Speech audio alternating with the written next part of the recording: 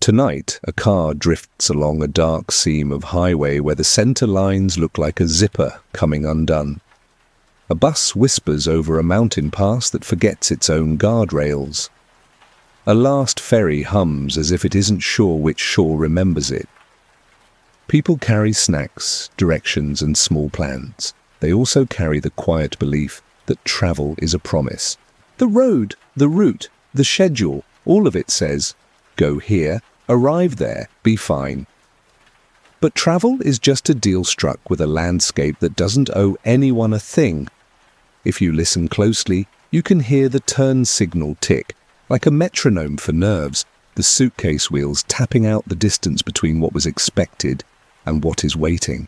Hey, let's keep it simple. 3 real moments, not loud, but sticky. Listen first, look second, type the timestamp that finds you. If you want more like this, subscribe. Lights down.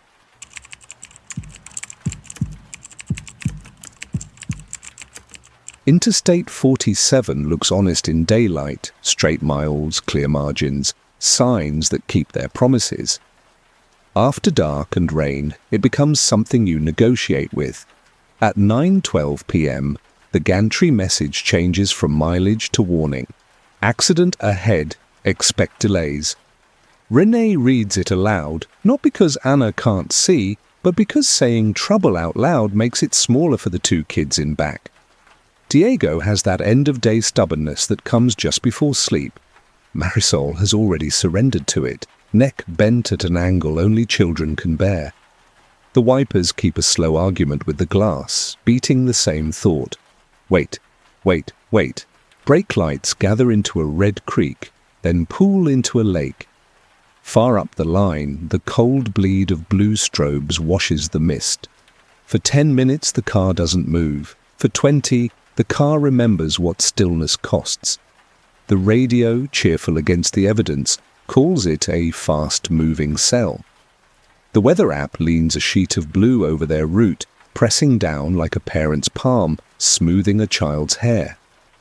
Renee pulls a long breath, the kind made of patience and fumes. We'll get through, he says. Anna squeezes his wrist. She doesn't argue with him. She just knows that sometimes the word through is bigger than you meant when you picked it. At 9:30, the detour opens like a side door at a crowded theatre. A trooper waves cars toward the off-ramp, exit 47, an exit they'll learn by heart. The ramp spills them into a town the interstate pretends not to know. One gas station glows like an aquarium. A diner crouches behind a wind-rattled awning with half its menu letters knocked loose. Across the lot, a 2-story motel sits under its own fog. Sunset Court. The neon blinks with a tired consonant, as if the sign is spelling a word only it remembers. Somewhere under the rain, a generator hums like someone's second thought. A person in a reflective vest moves between windows with a stack of damp papers. When he reaches them, he leans to Anna's cracked window and slides one in with 2 fingers. Motel Voucher, department letterhead, 1 night covered due to extended closure. Official kindness at the exact hour, kindness is a shortcut. Renee lets his shoulders drop. We'll let the kids sleep, he says, the way you say water when you've been thirsty long enough to forget the word. Anna nods, but something about a free room handed out in rain makes her mind inventory the small ways the world says easy and means later. The office is a glass rectangle with a bell that must have been rung by every kind of traveller. The man behind the counter has ledger hands and a face that looks used to long, unremarkable nights. He accepts the voucher, finds their names for the first and only time, and slides 2 plastic keys through the slot, like a magician producing a card the audience has already seen. 218, he says, up the stairs, left. His tone sits exactly between welcoming and weary, like a person who believes all problems go in columns if you draw the lines neat enough. The outdoor walkway is wet and slightly tilted, every second-floor motel walkway you've ever seen. A soda machine whirs and refuses a damp bill with a mechanical disgust. A pair of work boots sits outside 212, empty and patient, toes pointing outward as if their owner stepped out of them and walked away barefoot into the rain. Diego lurches onto René's shoulder without waking. Marisol's hand finds Anna's jacket hem and hooks there. The key turns in 2 in 18, the door's heavy swing feels like a borrowed breath. Inside is temporary life. 2 beds with quilted covers that keep secrets, a thin desk, the framed sailboat every motel buys by the crate. The air carries the clean chemical of carpet shampoo, the colder breath of the AC, a faint river rust of old pipes. Anna does what she always does in rooms that aren't theirs, counts outlets, checks locks, glances into corners, no one names. René throws the bolt, tests it, and tests it again. Diego claims the bed near the bathroom because it feels defendable.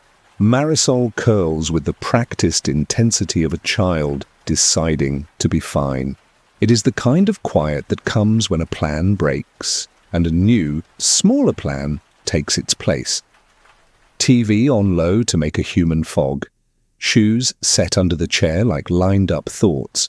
Toothbrushes on a folded washcloth, because this is what families do, plant tiny flags in temporary soil. We are here, we will leave, nothing bad will attach to this place.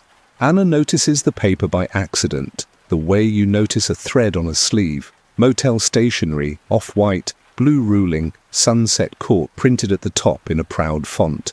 In careful blue ink, a date, choose. Below it, a column of times, evenly spaced, as if measured against a ruler. 10:15, 11:30, 1:05, 3.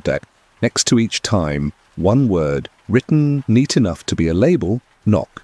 A last line in the same tidy hand. If you answer, they stop coming. If you don't, they move to the next room. 2 underlines beneath stop, as if the writer wanted to be generous and stern at once. She shows René with that small lift of a page that says, "Don't alarm the kids." He reads and tries a laugh that doesn't stick. "Prank," he says, but he says it like a man trying on a jacket that might not be his size. They set the note by the phone. The AC sputters into a new rhythm and then apologizes for it. Rain threads down the window in lines that look like handwriting. None of them can read. At 10:11, a sound arrives so modest it could be a glitch. One soft rap on the door, a knuckle that learned its manners somewhere with porches. The room draws breath together. Diego doesn't stir. Marisol tucks her chin deeper and says something invented to a toy left 6 hours behind. Anna looks through the peephole. The walkway stretches away under its wet fluorescent lamplight. Empty railing, concrete dark with rain, the milky glare of a parking lot. No shoes in the frame, no coat, no body leaning just out of view. The knock comes again at 10:12, not louder, just certain. They do what tired people do, pour normal back into the room to float on top of the unnatural. René wedges himself at the door, chain-latched, the door open 2 inches, the kind of compromise you make with fear when children are asleep. "All set," he calls, voice kept down, as if loudness can sound like guilt.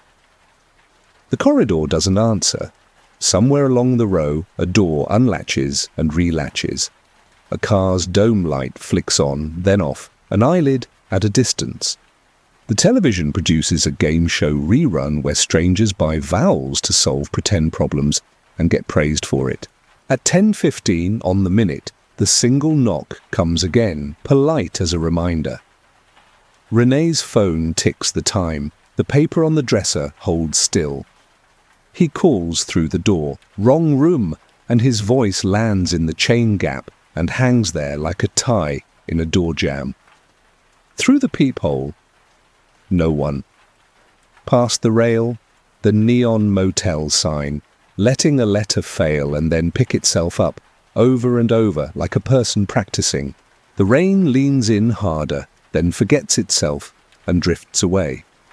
The room learns the shape of them, husband awake on the edge of the bed, like a piece of furniture meant for watching over. Wife leaned against the headboard, hands flat on the coverlet, the way people press palms to countertops when the phone says bad news. The kids breathe like metronomes, keeping time for the adults. At 11:28, Renee's attention wobbles. The mind gets soft edges past a certain hour. At 11:30, the knock returns, single, exact, satisfied to be itself. He's quicker to the peephole, irritated that he missed the interval by 2 minutes. Still nothing in the fisheye but wet air and a metal rail collecting water. He eases the door into the chain. "We're fine," he says. The word's a set of keys he hopes fit any lock. He waits, but there's only the small metallic tick the chain makes when a building breathes. It is 105 that changes the temperature of his skin. He's sitting upright for it, a sentry whose post is a rented carpet. The knock lands, and with it a nearness, no syllables, just the felt fact of someone on the other side of a boundary, occupying the same square of weather. Anna's eyes are already open. "Kids," she says, because that is the safest explanation. Wandering teens, a mean joke, the oldest kind of mischief. But when she says kids, she thinks of the empty boots outside 212, the tidy list on motel paper, the double underline under stop. They don't answer at 1:05. The single rap comes at 3, softer, like a person late to their own habit. Sometime after, a far door opens at the corner and spills a rectangle of light across the walkway. A man in a mechanic's coverall steps out, scratches his neck, looks down the row with the unhurried gaze of someone trying to remember if they locked their own door, then goes back in and reseals his square of brightness. The corridor returns to its idea of empty. At 3:17, the bathroom pipes speak to themselves in their old language, clanks from floors far below, a ghost of water checking its route. The AC discovers and abandons a rattle. Anna folds the paper and slides it under the phone, as if putting it under a heavier object can press its meaning flat. The kids never stir. Outside, the motel sign keeps breathing light. Inside, the clock on the microwave thinks its red numbers matter to anyone but itself. Dawn doesn't arrive so much as thin the dark. The rain loosens. At 6:15, the phone alarm enters the room like a voice from the room next door. They move carefully, as if not to wake something they do not want to meet. Shoes on. Brush teeth, zip bags. Renee checks the bolt, the chain, the latch, not because they'll need them again, but because not checking feels like an invitation. The boots outside 212 are gone, or were never there. Down at the office, the coffee smells like the paper it was poured through. The owner looks as he did, as if night is not something that happens to him so much as something he keeps inventory for. He runs their voucher through his system, nods at their room number with bureaucratic satisfaction, and says the line every innkeeper says because it converts all nights into the same small talk. "Everything all right?" Anna slides the folded page across the counter. He reads the neat blue with the careful face of a man scanning a check amount. He passes it back. "People leave notes," he says with a shrug that could mean compassion or fatigue. "Helps them sleep." He doesn't ask who wrote it. He doesn't volunteer who might have been in 218 before them. When Anna, compelled by a small, stubborn need, asks if 218 was booked earlier in the night, he stares into the monitor longer than the question requires. "Guy from the wreck," he says, finally, like a person translating memory into policy. "Ambulance came back. Didn't check out." He blinks as if clearing a number from his eyes. "Anyway, you're good to go?" On the interstate, steam lifts off the asphalt like something being forgiven. Past the reopened lanes, a new scar runs along the guardrail, clean, bright, recent, already becoming part of the road's grammar. Renee drives with both hands again. Anna puts the folded sheet into the glove box among registrations and napkins, and a pencil that won't write when you need it. No one in the car says anything about answering or not answering, about how a door is only a promise if both sides agree to keep it. The kids wake because the sun does. Diego asks if they missed anything. Not really, Renee says, and it is true in all the ways that help them get where they're going. The paper stays where Anna slid it, half under the phone like a creature hiding beneath a rock, the times peeking out as if they breathe. 10, 15, 11:30, 1:05, 3 Gistki. The blue ink is neat enough to trust and personal enough to doubt. Renee keeps his palm on the door as if a hand could hold back a schedule. He listens past TV chatter and AC breath for the shape of footsteps, for the telling scuff that says prank, for laughter travelling in a pack. The corridor offers its fluorescent hush and lets the rain do all the talking. At 10:15 on the minute, the knock arrives again, just one, polite, absolutely sure of itself. The sound is small but complete, the kind that lands with the confidence of ritual. Renee unlatches the deadbolt but leaves the chain set, opens to the width of caution, and says the sentence designed to end small confusions. Wrong room. His voice goes out into the damp like a flashlight beam that doesn't find anything worth naming. Through the gap, empty rail, wet concrete, the chrome shoulder of the soda machine at the far bend, throwing back a milky version of the hallway. No shoes in frame, no breath fog, no patience shifting from one foot to the other.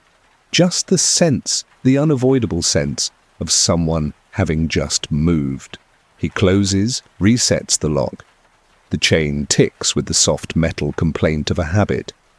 Behind him, Anna lowers the TV volume until the host's vowels turn to low percussion. Diego flips once, then settles. Marisol whispers into sleep, a string of syllables that sound like the name of the stuffed rabbit left on a couch at home. Anna thinks of every door they have trusted, the one on their apartment with the sticky latch, the one at her sister's, the school's front double doors with the windows smudged at child height.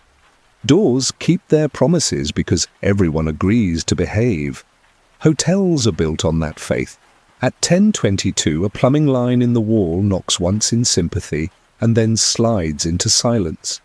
It should be the same sound. It isn't. Water talks like an old house clearing its throat. The door knock talks like a neighbour asking for a favour they don't want to explain. They let the next stretch of minutes fill with ordinary. Renee scrolls the weather radar because maps make him feel like he can stand above something. The storm has thinned to ragged cloth. The accident icon on the traffic app still burns orange, a little digital votive in the lane where people's plans stalled and were rearranged by strangers in vests. Anna fingers the edge of the stationery until the paper hint of tooth lifts under her nail. She reads the line again. If you answer, they stop coming. If you don't, they move to the next room. The handwriting is careful enough to belong to a nurse, a machinist, a teacher grading papers late in a lounge that smells of burned coffee. At 11:27, Renee stands, stretches the way men stretch to convince their backs they are still young. He thinks about the boots outside 212, toes pointing out, empty the way a story is empty just before someone begins it. He thinks about how the note writer chose those 4 times. They are not quarter hours you set an alarm to. They are odd angles, like a person's private clock, chiming in a house without visitors. At 11:30, right when the microwave clock turns its red sticks, the knock returns. Same weight, same patience. The sound carries no threat, and that's what chills him. The courtesy of it, the way it insists it can wait as long as you can. He is quicker to the peephole, eye to glass. The lens warps the walkway into a small aquarium. The water in that tank is rain. The fish are absent. The corner light, shielded in fogged plastic, hums its lonely key. Still nothing. He pushes the door into the chain and leaves it there, an apology held between rooms. Housekeeping, he tries, even though the hour makes that guess ridiculous. You've got the wrong door. Aina steps beside him and, without speaking, looks through the gap, the way you look into a room you don't intend to enter. The air just outside feels occupied, not warm, not cold, only shaped. A chair scraped in a unit down the line. A cough fell into the corridor and broke apart. The soda machine accepted $1 with relief and then made its deep throat rattle, dispensing something that would be too sweet at any hour. He closes the door. The chain sighs into place. They could call the desk. They could ask for a room change, for a patrol, for an explanation typed onto another piece of paper. But the children are asleep, and moving a sleeping child across a wet walkway in the wrong part of the night feels like telling the story to the trouble that wants it. They choose the smaller promise, hold the line until morning. The TV offers rerun solace, contestants shouting consonants at puzzles built to be solved, audience clapping on cues, joy for sale in 30-minute parcels. The game's clock keeps time differently, always nearly out, always rescued at the last second. Renee cannot sit. He does the loops fathers do in motel rooms, window to door to bathroom to window, touching the latch each time like a worry stone. He tells himself that if there were feet outside, he would hear their weight in the metal or see the micro-flicker of shadow across the peephole's rim. He tells himself many things because it is the right hour for lies that keep everyone calm. 105 comes for him like a train you can't quite see.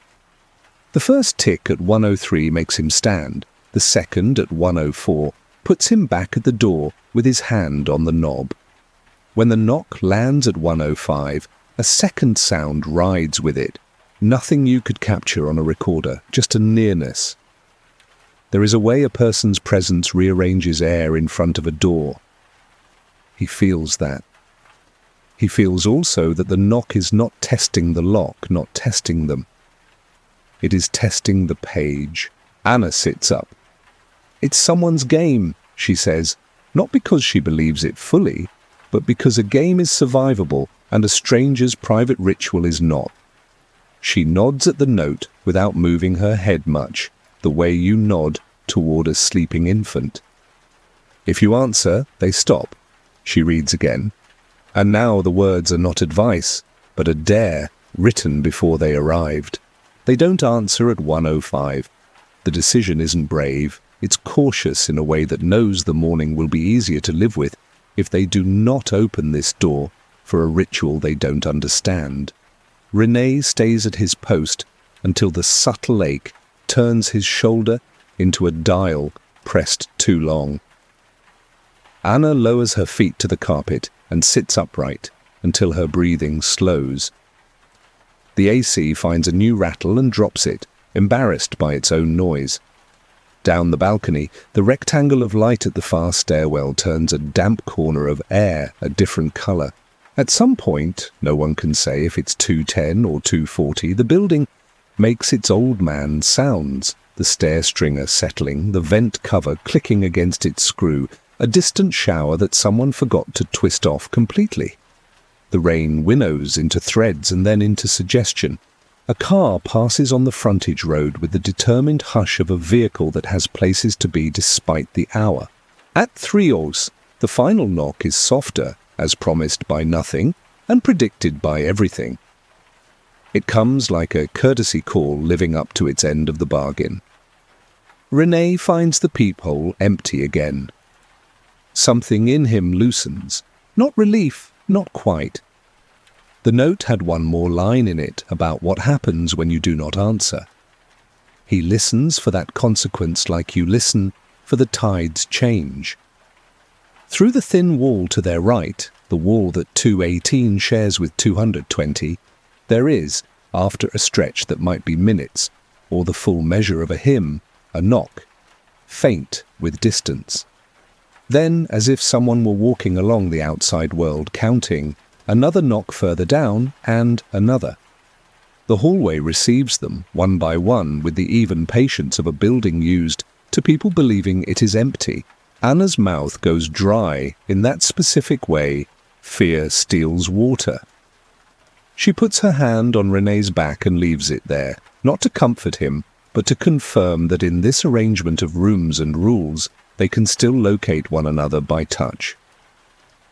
On the dresser, the folded page shows its times like teeth. The word knock reads now as both noun and command. At 3:11, a door somewhere at the very end opens. Hinge, latch, the hollow thump of wood against stopper, and a block of light falls across the walkway like a long hand. A man in a mechanic's coverall steps out, scratches the back of his neck, and peers down the row with the squint of someone counting late deliveries. He turns to go back inside and pauses to tug at something on the jamb, tape or a torn corner of a notice, then disappears again, resealing his square of certainty. The light rectangle collapses, the corridor resumes its experiment in absence. They ride the rest of the hour without speaking. Sometimes not answering is a kind of answer you can share. At 3:17, the bathroom pipes cough in their dialect. A ghost of water hustles through rusted bends and fades. The AC pauses in triumph, as if it has finally arrived at the right setting. The microwave clock stands at 3:28 like a small, red witness. René tries the bolt a final time. Anna slides the folded page fully beneath the phone, so only the blue Sunset Court shows, as if the motel's own name could take responsibility for the words. When her eyes finally close, it isn't sleep so much as a truce. She dreams of doors in a row, all slightly open, all holding the same breath. René doesn't sleep properly. He dozes in useful inches, the kind where a sound can lift you invisibly into alertness without the dizziness of waking. No more knocks come to their wood. Somewhere, far down, a door catches one last gentle visit, the way rain goes back to remind a leaf it existed. The light that arrives just before morning is grey enough to lie and honest enough to get them moving. The room holds their shape in dented quilts and damp towels and then forgets them on purpose. When the alarm insists, they obey, the way travellers obey clocks when it's finally safe to. Shoes, teeth, zip, pat. Body checks that feel like prayers. René looks once more through the peephole into the clean daylight. A rail that needs paint, concrete drying in patchwork, nothing waiting.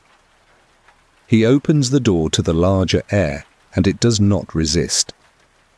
The paper remains under the phone with its rules intact, as if the night only borrows what it needs and leaves written instructions for the next people, because that is what rituals do when nobody thinks they are rituals yet. 3 weeks later, the road gives them back the same hour, wrapped in the same weather. Plans have a way of looping until you notice. The Martinez car hums into evening with the easy tiredness that follows family visits. Leftovers in a cooler, a cousin's laughter still ringing, the quiet relief of pointing homeward. The kids are drowsy by default. Travel teaches children how to sleep in installments. The sky builds a blue wall ahead and then politely names it cell activity on the weather map. Anna watches the cloud shelf and feels her jaw set in that small, stubborn way that means we will not repeat a night just because the calendar liked that trick. The first clues arrive like déjà vu wearing a new shirt. Brake lights concentrate. The road grows wet without deciding to rain, and the gantry message trades distance for warning. Accident ahead, expect delays. René gives a half laugh, half groan. Not our thing again, he says, as if the highway were a person who might take a hint. But highways have habits stronger than hints. The lane slows to a respectful crawl. Somewhere far ahead, blue strobes rinse mist. The clock slides toward the part of night when choices get narrower. A trooper's wand begins its patient helicopter circles, pointing life toward the off-ramp. Exit 47 like a word the mouth already knows. The car obeys because most safety is obedience at scale. Down they go into the town the interstate pretends to forget. The same gas station glows. The diner lists new vowels and has the posture of a dog left out in weather. And the Sunset Court sign, neon breathing like a tired chest, welcomes in the way a bridge welcomes, by being there. Last time, there had been a woman in a reflective vest. Tonight, it's a bearded man in the same uniform of authority, clipboard laminated against the rain, a stack of vouchers he hands through windows like a priest with wafer. "Compliments of the department," he says to each car, with the cadence of a line he says hourly. The paper is the same. Motel voucher, with a seal that implies order exists in storms. Renee doesn't resist the relief. The kids will sleep, and sleep is a ruler you use to straighten nights. Anna accepts the voucher, like a person accepts a map that has already failed once. Inside, the lobby is as they left it, friendly, fluorescent, the kind of clean that smells like hard work. The owner looks up from a ledger that is probably the same ledger, tonight's line following last month's line, the way water follows a channel cut years ago. "Voucher?" he asks, already reaching for the drawer where the plastic keys nap. Renee slides the paper under the glass and says their name like a password that should open something. The owner checks his grid, nods and smiles as if delivering good news, whose boundaries he understands. "We got you in 218, he says, tone easy, pen hovering to make the square official.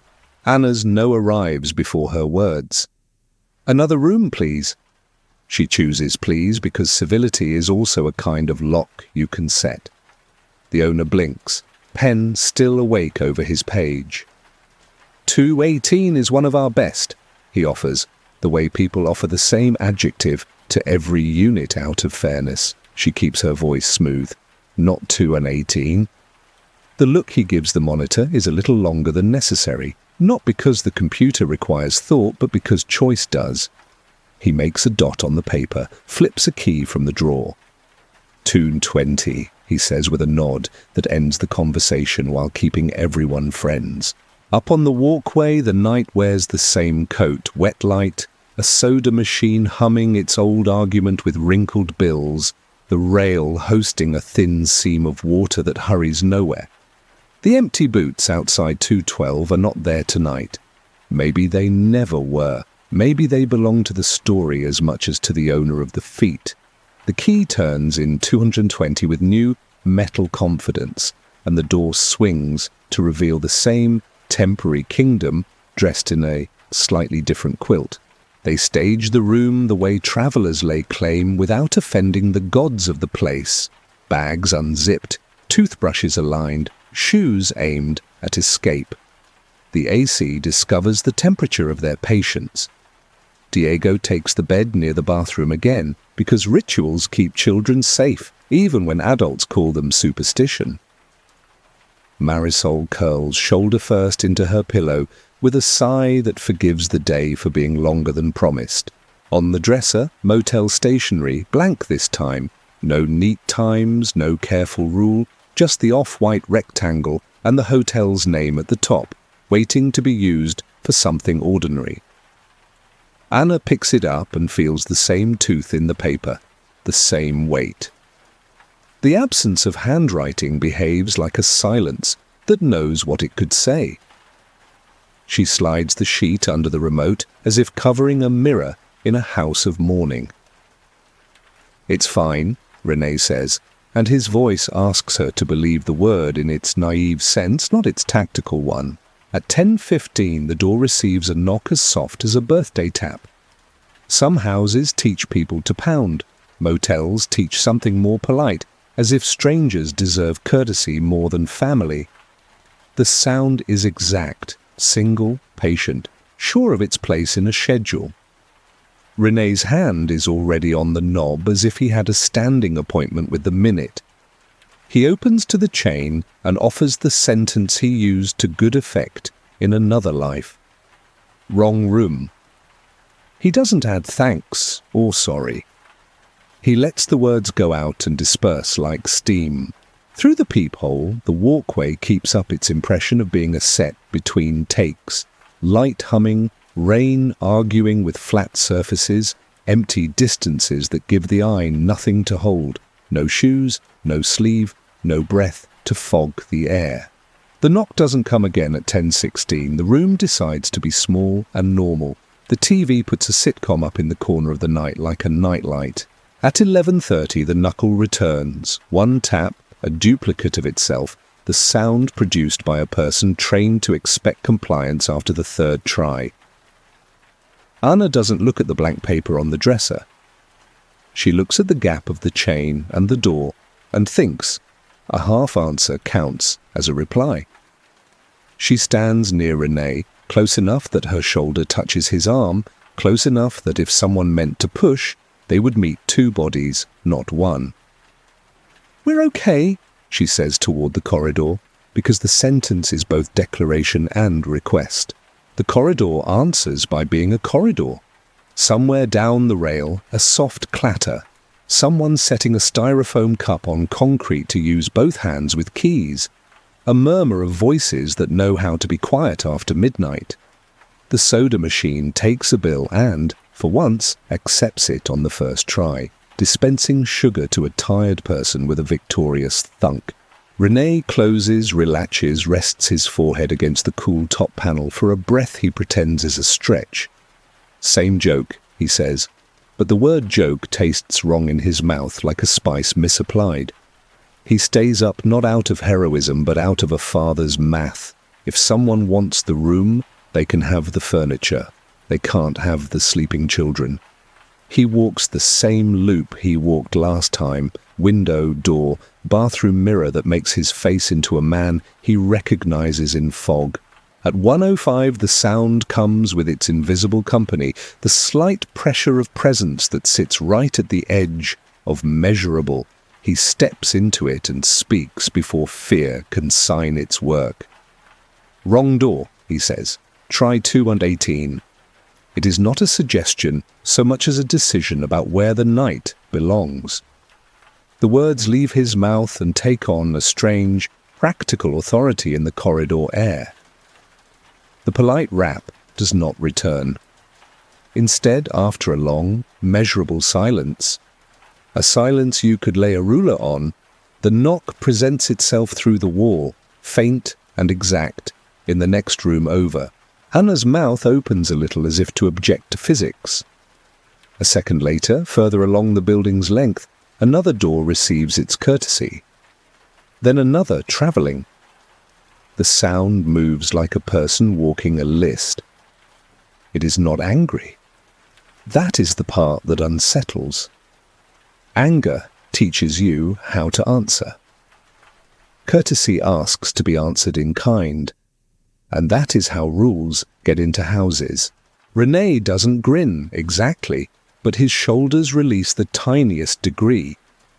He did not solve anything. He simply placed the night somewhere else, and this feels dirty and honest at the same time. He thinks of the sentence on the paper they found weeks ago. If you answer, they stop coming. If you don't, they move to the next room.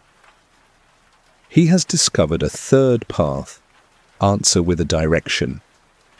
He resolves not to tell Anna this thought because the day needs fewer superstitions, not more. They last the night in fragments.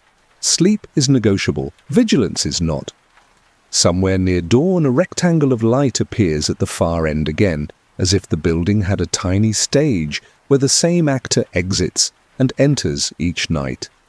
A man in a mechanic's suit, hair crushed by a cap no longer present, steps out, squints down the row, rubs his neck in the international sign for everything aches a little, and steps back inside.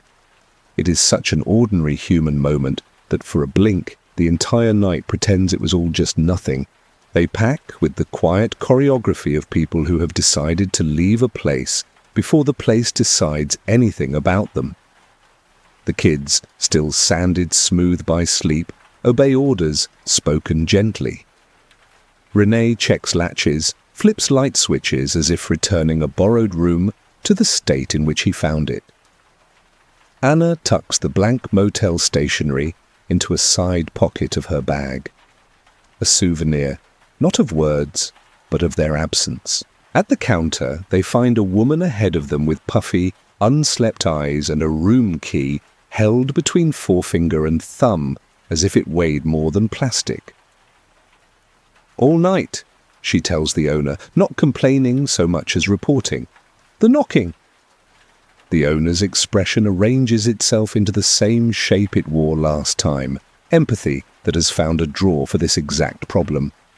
"We'll make a note," he says, the phrase that means everything and nothing in ledgers. Anna doesn't step forward to share. She chooses the privacy of families. But the woman glances back at her and gives a tiny, exhausted smile that says, "You know it too," without asking for proof.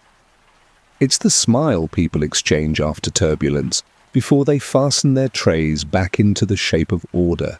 On the road, the scar in the guardrail is newer, cleaner, longer. A bright punctuation that will dull and then be replaced by some other mark in some other season. The interstate exhales them into the long ribbon that points to their own address. Diego wakes enough to ask if they're stopping for breakfast, and the ridiculous blessing of that question nearly makes Anna cry. "Yes," she says, because yes is a door you can open in the morning, without worrying who stands outside. Much later, weeks, orbiting a rest stop 100 miles from any exit number they know by heart, Renee sees a trucker staple a sheet of motel stationery to a community corkboard. Different logo, same blue lines, in neat hand, 10, 15, 11:30, 153, and the rule written again with the charity and certainty of an instruction left for the next shift. The trucker notices Renee noticing. "Found it by a machine that ate my bills," he says. "Couldn't throw it in a trash. Couldn't keep it in the cab, neither." He pats the board as if settling a child, and walks away into a day that is not afraid of its own hours. Renee doesn't take the paper down. He doesn't need another copy of the rule. He has the sound of the knock memorized now, and the shape of the minutes it prefers. He drives back to the car with coffees that smell like old comfort, and hands one to Anna. "Next time," he says lightly. "We take exit 46 or 48 just to teach Fate some manners." She smiles because teaching Fate manners is the only joke worth keeping. The kids squabble about muffins, civilization's loudest proof. The road opens like a sentence with room for breathing, and the night's courtesy stays behind them, busy with other doors. They do not take exit 47 again. Avoidance is the oldest technology for staying human. When the traffic app paints orange across their path, Renee slides a lane earlier, or later, or not at all. If the gantry warns of delays, they choose an overly lit chain motel near a grocery store with dependable fruit and a pharmacy that closes at 10. Not because Sunset Court is especially bad, most cheap lodgings share one soul and many carpets, but because of the way certain doors learn your names and then keep saying them when you're asleep. The page with the 4 times lives in the glove box among napkins and expired insurance cards and a pencil that never writes on the first try. Sometimes it slides forward under acceleration and peeks out like a thin tongue. Anna leaves it there. She pretends that the paper is harmless until one of the kids, rummaging for straws, asks what it is. "Directions," she says, and that isn't wrong. Diego takes directions to mean safety. Marisol takes directions to mean a test. They return the page to its slot with the reverence children reserve for objects that make adults careful. Words about the night begin to calcify into a family story. It acquires beats and elbows. They say, remember the polite one, and all four understand. Polite is crucial to the telling. The knock wasn't violent, that's the worst of it. It pretended to be reasonable, and reasonable is how rules get into houses. At holidays, when cousin tables grow loud and opinionated, the story plays out and collects interpretations like burrs. You always answer, one cousin says. That's how it stops. Another shakes his head. You never open, he answers, moral as a proverb. An aunt, with a nurse's certainty, says, it was a person. They wanted to see which rooms had men and which had women and who was awake. A neighbour's college friend, romantic by nature, insists, it's just a ghost that doesn't like unresolved business. You give it a sentence, it leaves. None of their explanations align. All of their voices want the courtesy of a solution. One afternoon in late winter, Renee ducks into a highway chapel disguised as a rest stop and finds, near the payphone that nobody removes out of superstition, a corkboard with lost dogs, guitar lessons, a flyer for a revival, and a motel sheet pinned under a thumbtack exactly as a man described weeks earlier. Different logo, different hotel name, same blue ruling, same neat hand, 10:15, 11:30, 1:05, 3 knock. If you answer, they stop. If you don't, they move. The underlines are firm. Someone has added a hesitant question mark in pencil after the final sentence, as if negotiating with the dead. Renee doesn't take the page, and he doesn't add to it. He stands there with coffee cooling in his palm and watches 3 other travellers glance, frown, look again. A woman in a parka snaps a photo. A teenage boy reads it aloud to no one, as if making a spell brave by speaking it. The board is a congregation of errands. Among them, the times look like a liturgy. He returns to the car and tells Anna without drama. She nods. It matters to her that the rule travels. It matters more that travelling doesn't cure it. Back home, the knock becomes a template the brain tries on for size. When the neighbour raps gently to return a borrowed springform pan, Anna goes hot and then embarrassed. She laughs through the door before opening it fully. When Diego's friend does the double tap he has learned from videos, Renee answers too quickly, chain still set, voice too formal, a host rehearsing. Time rearranges itself. 10:15 is suddenly a curious hour. 11:30 acquires a tilt. At 1:05 on a night when only the refrigerator speaks, the house sounds made by wood and heat, and old nails dress themselves in that soft wrap, even when they are just what houses do. The mind is a stagehand with one trick. They edit small parts of their travel behaviour without naming it a policy. They request rooms near stairs instead of long runs of balcony. They keep a pair of sandals at the foot of each bed pointing outward, faster to put on, easier to leave. Renee adopts a ritual he pretends is practical. Before sleeping he presses his palm to the door, not hard, just enough to feel the hinge respond, as if asking the door to perform its function in front of witnesses. Anna keeps a small flashlight on the dresser because she likes circles of certainty. The kids, when they remember, stack their toothbrushes parallel like rails. News finds them, as news does, slantwise.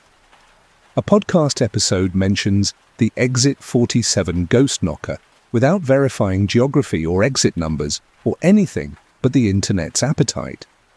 A forum thread argues whether it's an insurance scam or an urban legend seeded by a marketing team.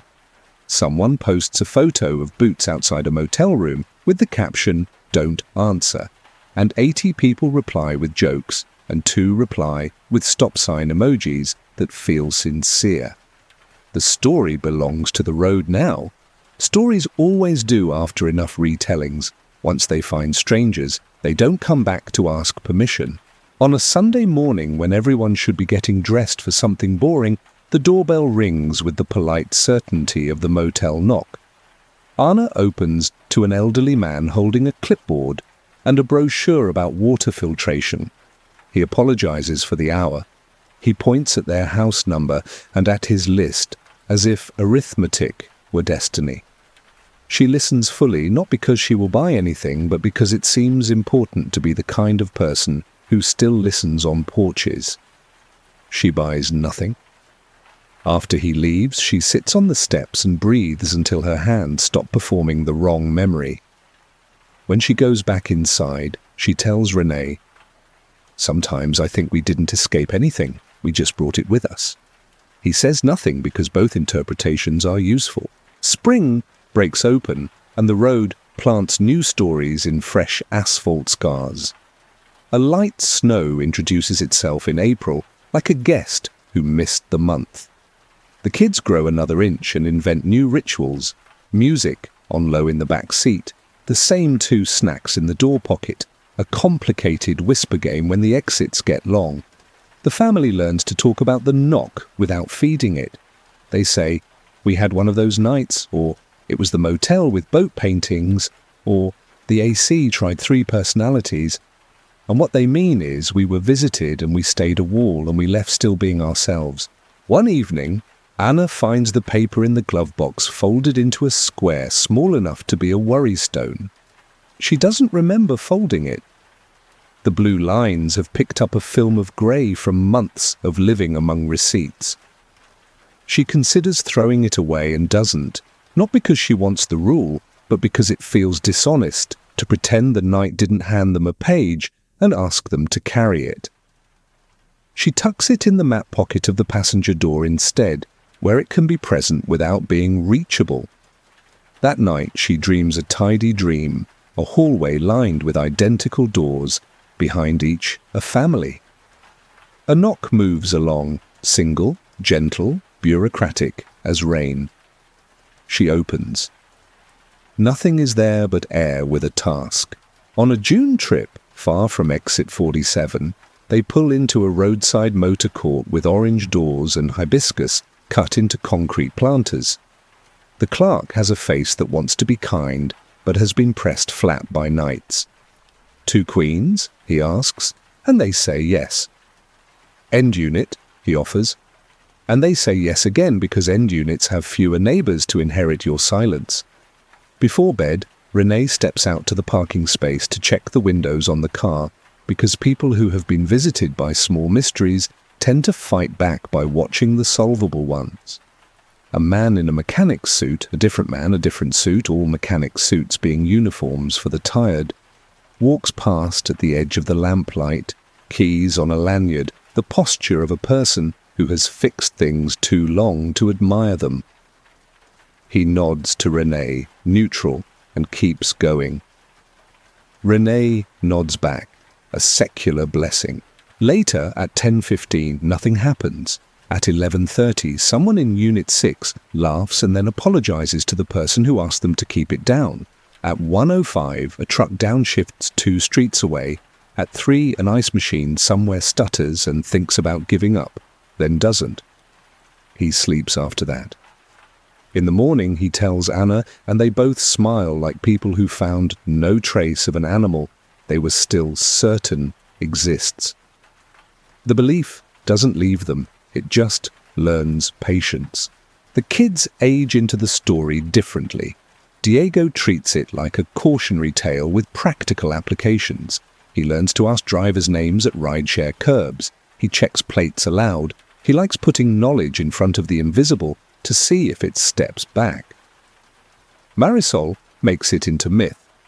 She writes down times on the back of ferry schedules and in the margins of school itineraries. She says politics of doors, and by that she means choosing when to set a chain and when to invite guests to sit. When a thunderstorm knocks on the roof in summer, she says it's visiting hours and falls asleep. One night, because every story needs a second mirror, a neighbour across their hall tapes a printed page to his own apartment door, while the building smells like rain. Anna sees it on her way past with laundry and backs up 2 steps to read. "Please don't knock after 10 p.m, it begins, the usual complaint. But below the polite paragraph someone, maybe him, maybe a visitor, has added, in pen 10:15, 11:30, 153. Just the numbers, no instructions, no knock. She stands there with a basket of clean shirts and feels the smudged hinge between superstition and community rule. On impulse, she tears a slip from a grocery receipt in her pocket, writes "Heard you" on it, and tucks it under the magnet that holds the notice. It's the most she's willing to say to the hour. By fall, the family joins the rest of the world in forgetting and remembering in cycles. The paper in the map pocket bleaches at the corners. Exit 47 recedes from the regular route like a town bypassed by a new on-ramp. And yet the rule keeps surfacing in the least dramatic ways. A code arrives on Lynn's phone by mistake in a different story miles apart. A ferry ignores a schedule because Tide doesn't care. Somewhere a trucker staples a page to wood and calls that enough. The Martinez family isn't special. They are simply among those who have heard a pattern and can't help but listen for it again. On a night made of errands, the kind with late groceries and a call returned in a parking lot, and the feeling of having used up your good decisions for the day, there's a knock at their own apartment door at 10:16, not 10:15, off by a minute. Polite, single, reasonable. Renee looks through the peephole and finds their neighbour from downstairs, shoulders wet from weather, expression apologetic. "Package mixed up in the mailroom," he says, holding a box with their name fat and printed. Renee opens. They thank each other too many times, the way people do when reassuring one another that they mean no harm. After, Renee sets the box on the counter and laughs into the open lid. Soft, private. He is relieved by the minute, the wrong minute. It means the world is still mostly run by people who try and schedules that drift. The other thing remains a small religion stitched into travel and into nights away from home. Sometimes, when the children are asleep and the television is a painting of light, Anna goes to the door and presses her ear to it for no good reason. She listens not for a rap, but for the sound of their building's ordinary breath. Elevator cables sighing, a bicycle chain passing, a late key scraped against brass, quiet, apologetic lives entering and leaving. She thinks of the motel owner with his ledger and the way he said, "We'll make a note," in the tone of a man filing weather. She thinks of the boots outside 212, real or remembered, and the way the corridor always looked like a stage between scenes. There is no finale. The world prefers loops. On a drive in early winter, a fog bank lowers the sky, and they find themselves forced onto a surface road by another accident nowhere near 47. The detour curls them past a different motel, and for a beat the family holds the same breath. The sign reads "Sunset Inn" instead of "Court," but the font winks like a cousin. They pass without stopping. Behind the glass of the office sits a man with ledger hands. On the second floor, a pair of boots waits or it doesn't, and the rain is writing patient letters onto every door equally. In the end, what they keep is not fear, but a rule about rules. When the night asks something softly, it isn't always a test you have to pass or fail.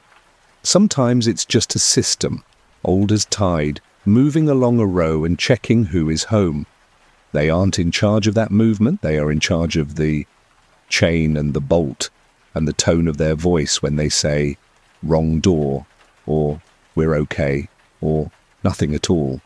They're in charge of answering a neighbour with a package, and of listening to the difference between plumbing and knuckles and understanding when not to give an answer to the wrong ritual.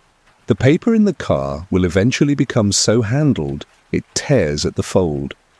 When it does, Anna will tuck the halves into the registration sleeve by habit.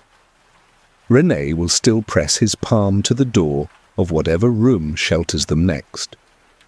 The children will stand taller than the counter at the office and return keys with confidence to owners who speak in ledger talk.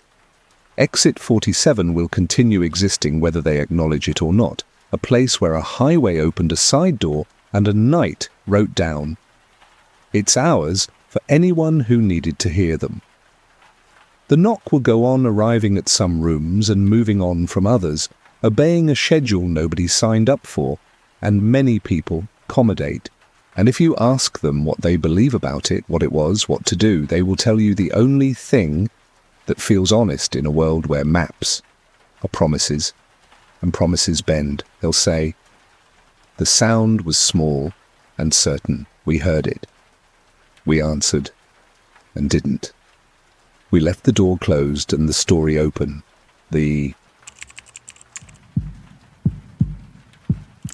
Midnight makes small airports look like well-lit secrets. The concourse has been emptied of its daytime arguments and left to hum under ceiling grids.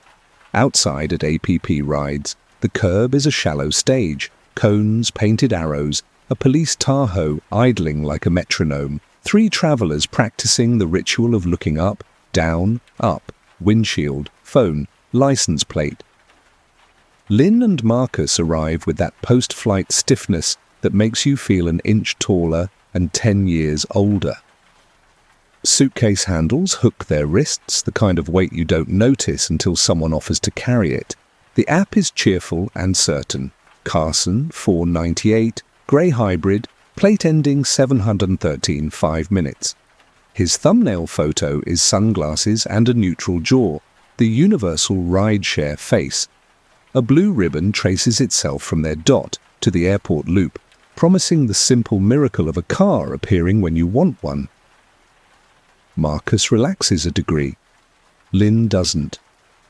She trusts systems and still checks anyway. Habit built from years of design reviews and a few small lessons learned under fluorescent bulbs.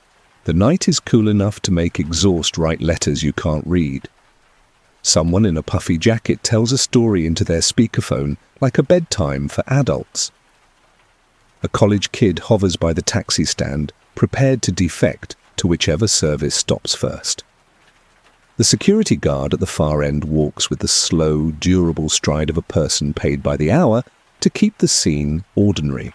A sedan glides up and stops 3 feet short of the paint. The driver leans across the passenger seat and gives a small, practiced wave. The wave is exactly the size it needs to be. He says a name through the glass, Lynn's name, pronounced correctly, as far as sound carries over idle and night. The smile that follows is pocket knife polite, sharp, useful, designed to fold back out of sight. Marcus opens the rear door with a grateful, "Hey, Carson?" The driver's nod could mean anything and looks like it means yes. Lynn looks where her eyes are supposed to look. The plate. 731, not 713. 2 numbers flipped. A mirror error at a sleepy hour. She laughs at herself lightly. It's the kind of detail fatigue likes to play with. The app chimes. Carson is arriving. Behind them, a second sedan turns into the lane with the confidence of being expected. Its plate ends 713. A hand sticks out of its window, palm open. I'm here, without the burden of parking. For a beat, Lynn is a hinge between 2 doors. One car holds her name in a mouth she can't see clearly. The other holds her name on a screen she can. Marcus has a midnight rule. Decide fast, don't look back. He's already half-seated. Lynn leans into the first car because momentum is a kind of safety too. The cabin smells like the life of commuters, gone coffee, faint citrus wipes, rubber mats that ask for winter. She buckles, keeps the phone in her lap like a small, lit conscience. The terminal slides away. In the app, her blue dot lags behind as if it cannot admit what her body just did. Then it catches up, obedient to motion rather than contract. The sedan merges into the loop, the driver keeping both hands at 10 and 2 like a statement about being the right sort of person. "Long night?" he asks, voice modulated to friendliness without intimacy. Marcus says, 2 delays, and lets the seat carry him backward toward the idea of home.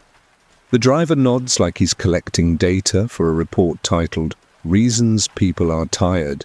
Lynn's phone vibrates. Carson, "I'm at the curb by the Tahoe. Where are you?"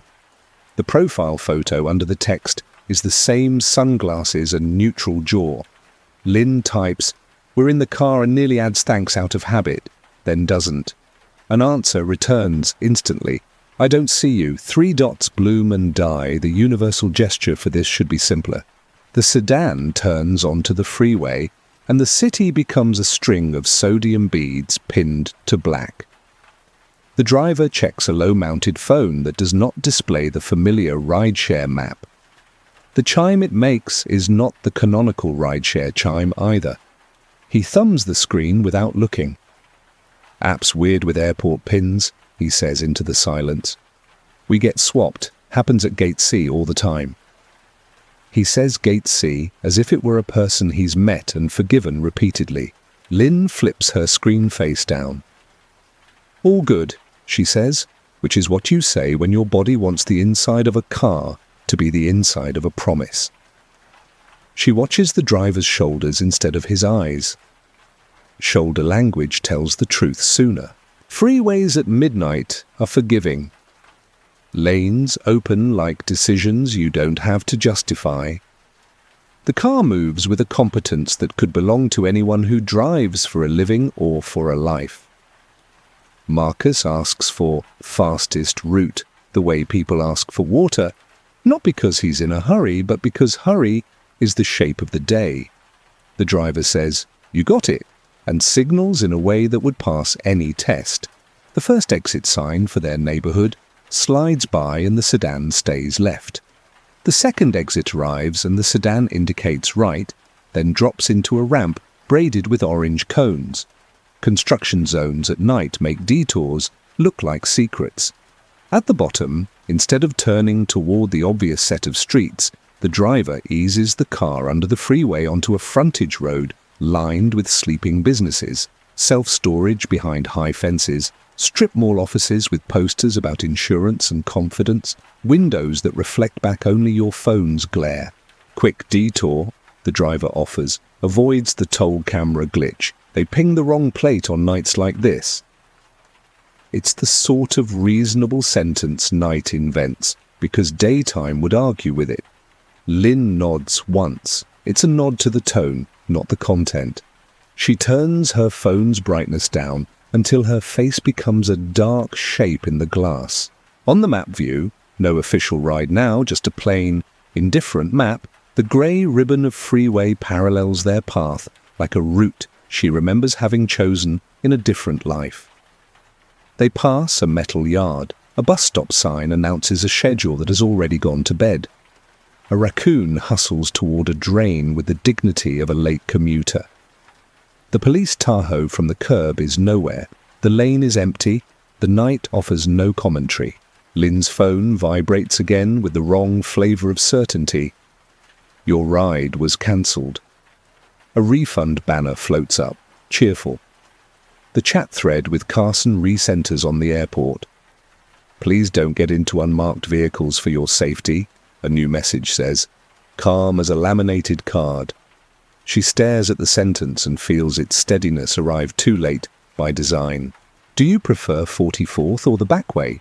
the driver asks like a person taking orders at a counter. Marcus says, "Whatever's fastest." Lynn can't make the map resolve into either option. The sedan turns into a business park that was built only to anchor itself to property tax and daylight.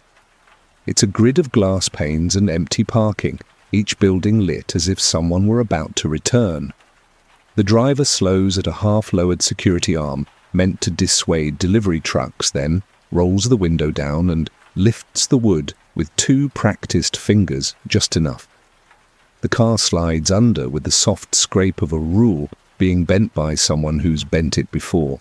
Lynn watches the passenger mirror because mirrors are honest even when they warp. The road behind becomes a smear of light, and then nothing. Ahead, the building's thin. A pallet yard crowds the fence, wood stacked like a field of unfinished sentences. Somewhere over their left shoulder, the freeway sings on in one long neutral note, proof that a more public world continues without them. They pass a sign so local it might as well be a secret. River access. Maint only. The driver's low phone chimes again, a small, alien sound. He acknowledges it with a thumb. Their two-factor gets weird after midnight, he says, almost rueful. Sometimes we have to verify on the passenger end. You might get a text. Lynn doesn't get a text. She gets the feeling of a text the way you feel a storm before the forecast admits it, static in bone. Marcus clears his throat, a soft version of his meeting voice. Which company? He asks the windshield, polite question posed like a favour. Back up, the driver says. Affiliates. The words are plausible, the way anything is plausible when the road narrows and the buildings quit pretending to be for you. They drift past the point where conversation would prove anything. The road takes a bend as if led by a tired hand. There's a break in the fence ahead the size of a maintenance truck, gravel pushed like a bow wave against weeds. The driver eases toward it like a man showing someone a shortcut through a park. The sky is inked with the kind of cold that makes sound travel farther. Somewhere, a forklift beeps twice and stops.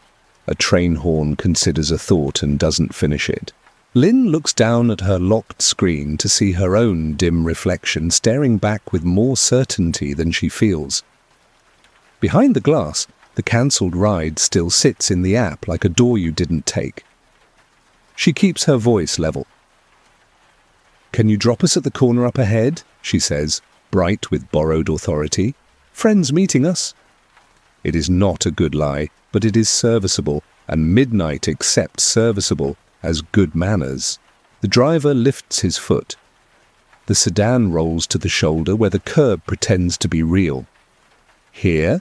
He asks, not offended, performing surprise like an actor. He taps the hazard lights on. The soft, regular tick fills the cabin with a reasonable heartbeat. Marcus unclips his belt. Lynn does the same. Door latches make their honest clicks. Air folds itself around them, cool and industrial, tasting faintly of sawdust and water left in hoses too long. Thanks, Lynn says, because gratitude is a rope you can throw backward toward a version of the night that behaved. The driver nods and looks past them down the lane, as if something he was supposed to meet might still appear. Then the car slides forward, signal blinking, and takes the same bend at the same tired pace, unbothered by the problem it no longer contains. They stand with their suitcases in a slice of business park that has no job for humans at this hour. The fence sings a little in the breeze. The freeway lays its steady white sound over everything like a blanket you didn't know you needed. Lynn orders another ride. This time she says the plate out loud to Marcus before the car arrives. This time a driver pulls up and holds a phone through the window, with her name on it, not as proof, but as courtesy. This time she answers to her own name as a question twice, like they do when it matters. At the curb, where the airport had been earlier, a driver named Carson probably shakes his head and clears the call, learns nothing, and gets another ping. On the frontage road, the first driver is a shape in a mirror by now, crossing back under the freeway, through the hole in the fence he knows by muscle memory. In the car that carries them home, Marcus settles into a silence that isn't quite relief. Lynn watches the city glide by and feels the way a system fails, not with a crash, but with a series of small, polite invitations to stop paying attention. The business park receives them like a lobby after closing, every light on, nobody home. Square buildings float in their own reflections. Glass repeats glass. Exit signs glow for audiences that didn't stay. The sedan noses pass planters trimmed into obedient balls. Somewhere, air conditioning units huff in the key of maintenance. Lynn watches the passenger mirror because mirrors tell on a road when the road won't. Her phone vibrates with the bright certainty of a system that believes itself. Carson. I'm at the curb by the Tahoe. I don't see you. She types. We're in the car and hesitates over the send arrow, as if one more second could make the sentence pick the correct universe. The driver's low-mounted phone chimes, not the familiar rideshare bell, not any app she knows, something thinner like a notification composed by a smaller company with fewer opinions. He taps without looking. Airport pins are messy, he offers, conversational, as if apologizing for a map were a form of hospitality. Gate C swaps us all the time. Marcus answers with a friendly noise that isn't a word. Lynn flips her screen face down, then flips it back. The blue dot has decided to believe her body after all and follows obediently through a grid of unnamed lanes.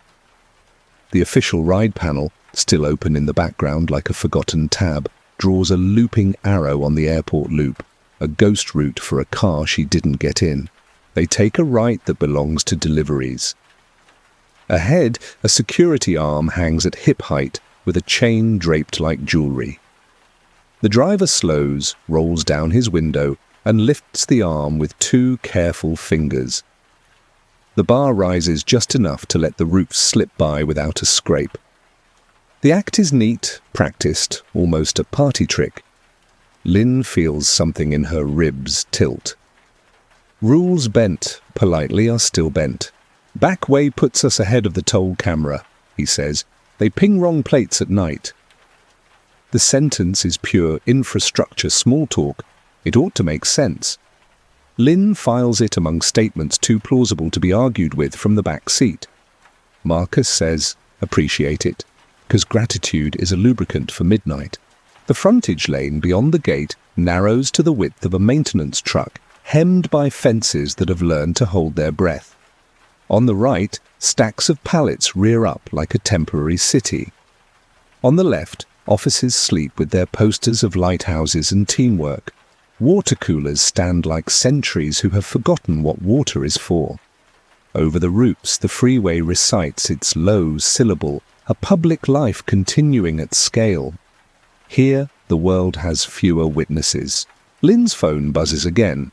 This time, it isn't a message from Carson.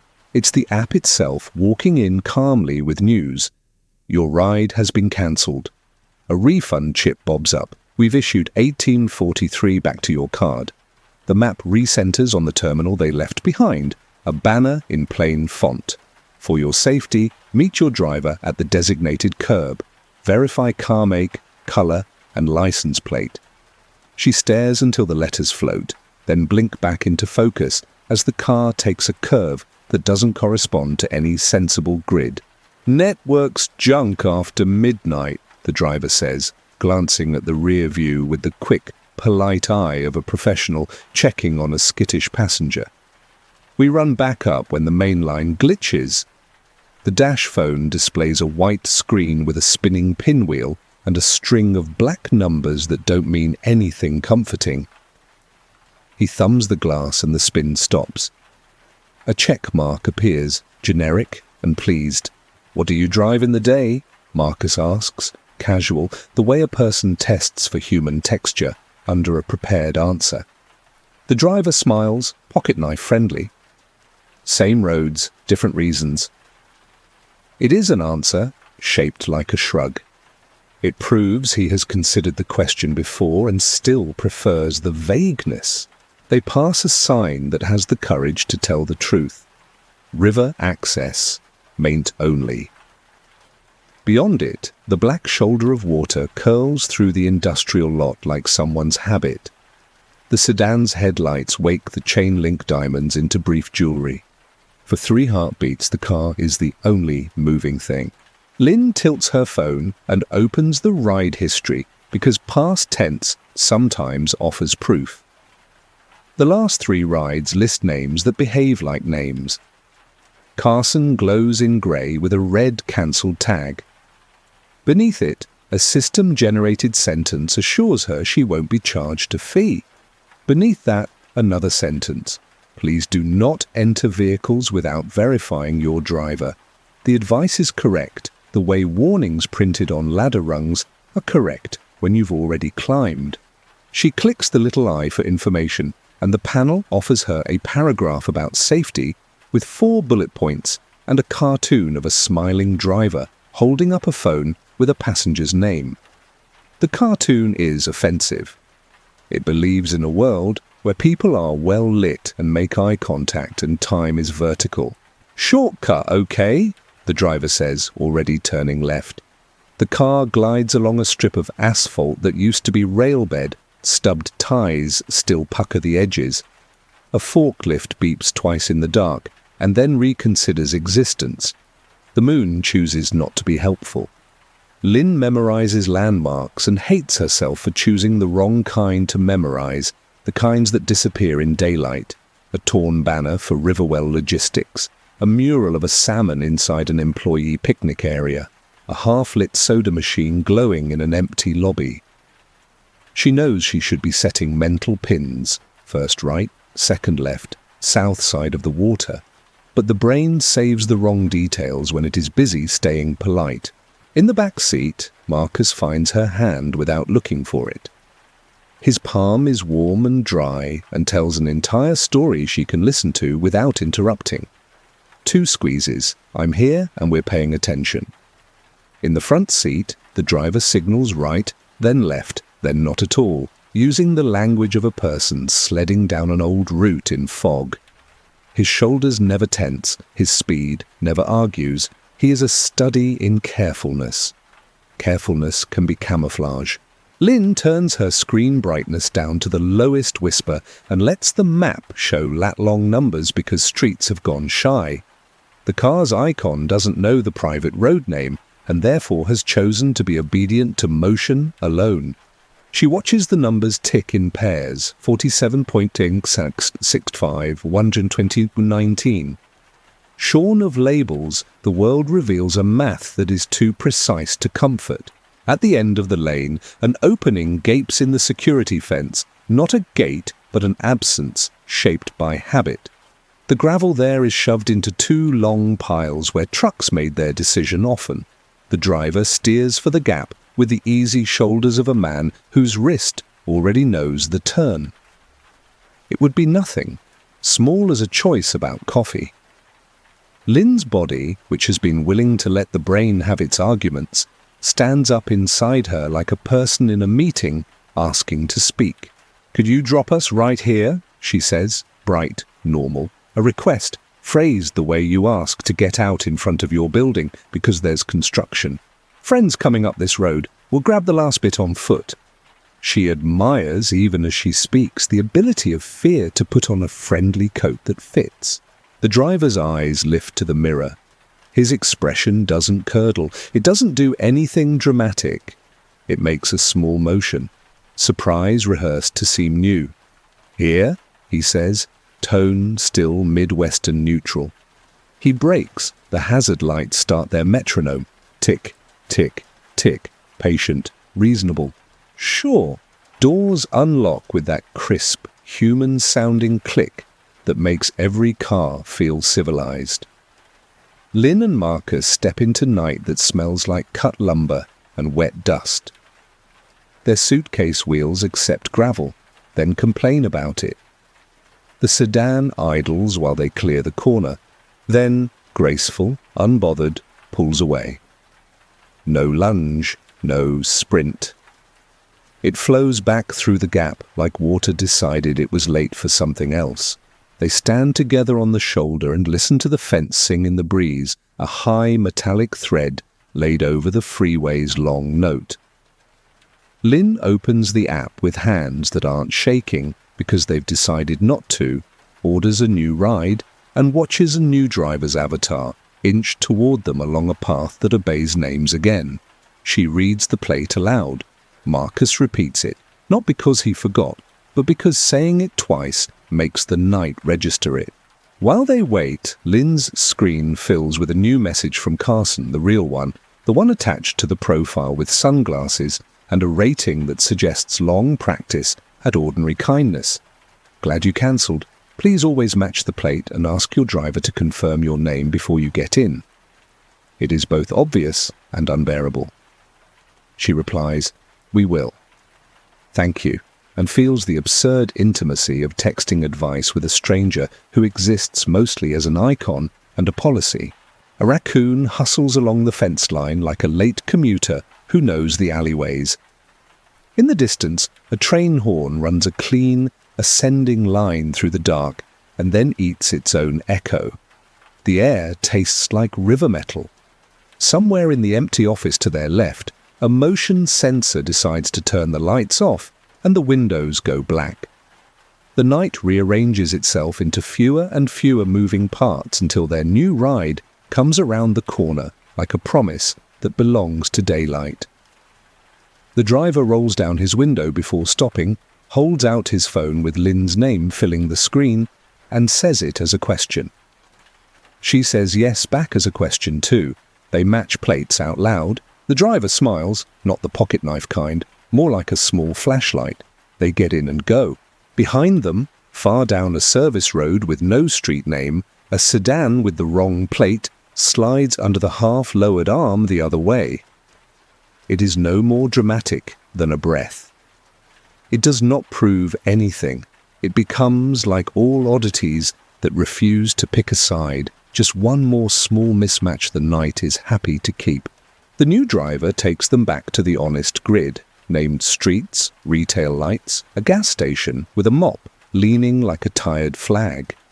He says their names as questions twice, matches the plate out loud, holds his phone forward so their letters glow right there in the world. The cabin smells like peppermint and spilled coffee. Lynn answers with her own name, the way paramedics ask for birthdays. 2 times, certain. Marcus watches the mirrors until watching becomes a temperature instead of an action. Halfway home, Lynn's phone vibrates with the complicated politeness of a system clearing its throat. Your one-time code is 845221. Do not share this with anyone. She blinks, brows knitting. No app asked for a login. The message arrives again, different number, same phrasing, a new code, 39102. A third follows from a different sender, as if the requests were trying on costumes to see which one she might trust. The new driver glances over, not prying, just the quick check of someone who has been in a car for many midnights. Been getting lots of those lately, he says. Bad actors fish for the numbers. Read it once, they're you. He keeps his tone level, like a clerk explaining return policy he didn't write. Marcus's thumb presses a steady rhythm into Lynn's palm. 3 taps that mean, stay with me. She flips the phone face down and lets the codes stack under the glass, like junk mail under a door. The driver asks if they want the freeway or the surface streets. Lit is fine, Lynn says, not because she thinks lights change anything, but because light is the oldest trick for convincing yourself you belong to the living. At the next red light, the phone rings. Unknown. The ringtone is a cheerful tune she chose on a day when she wanted to be reached by people she loved.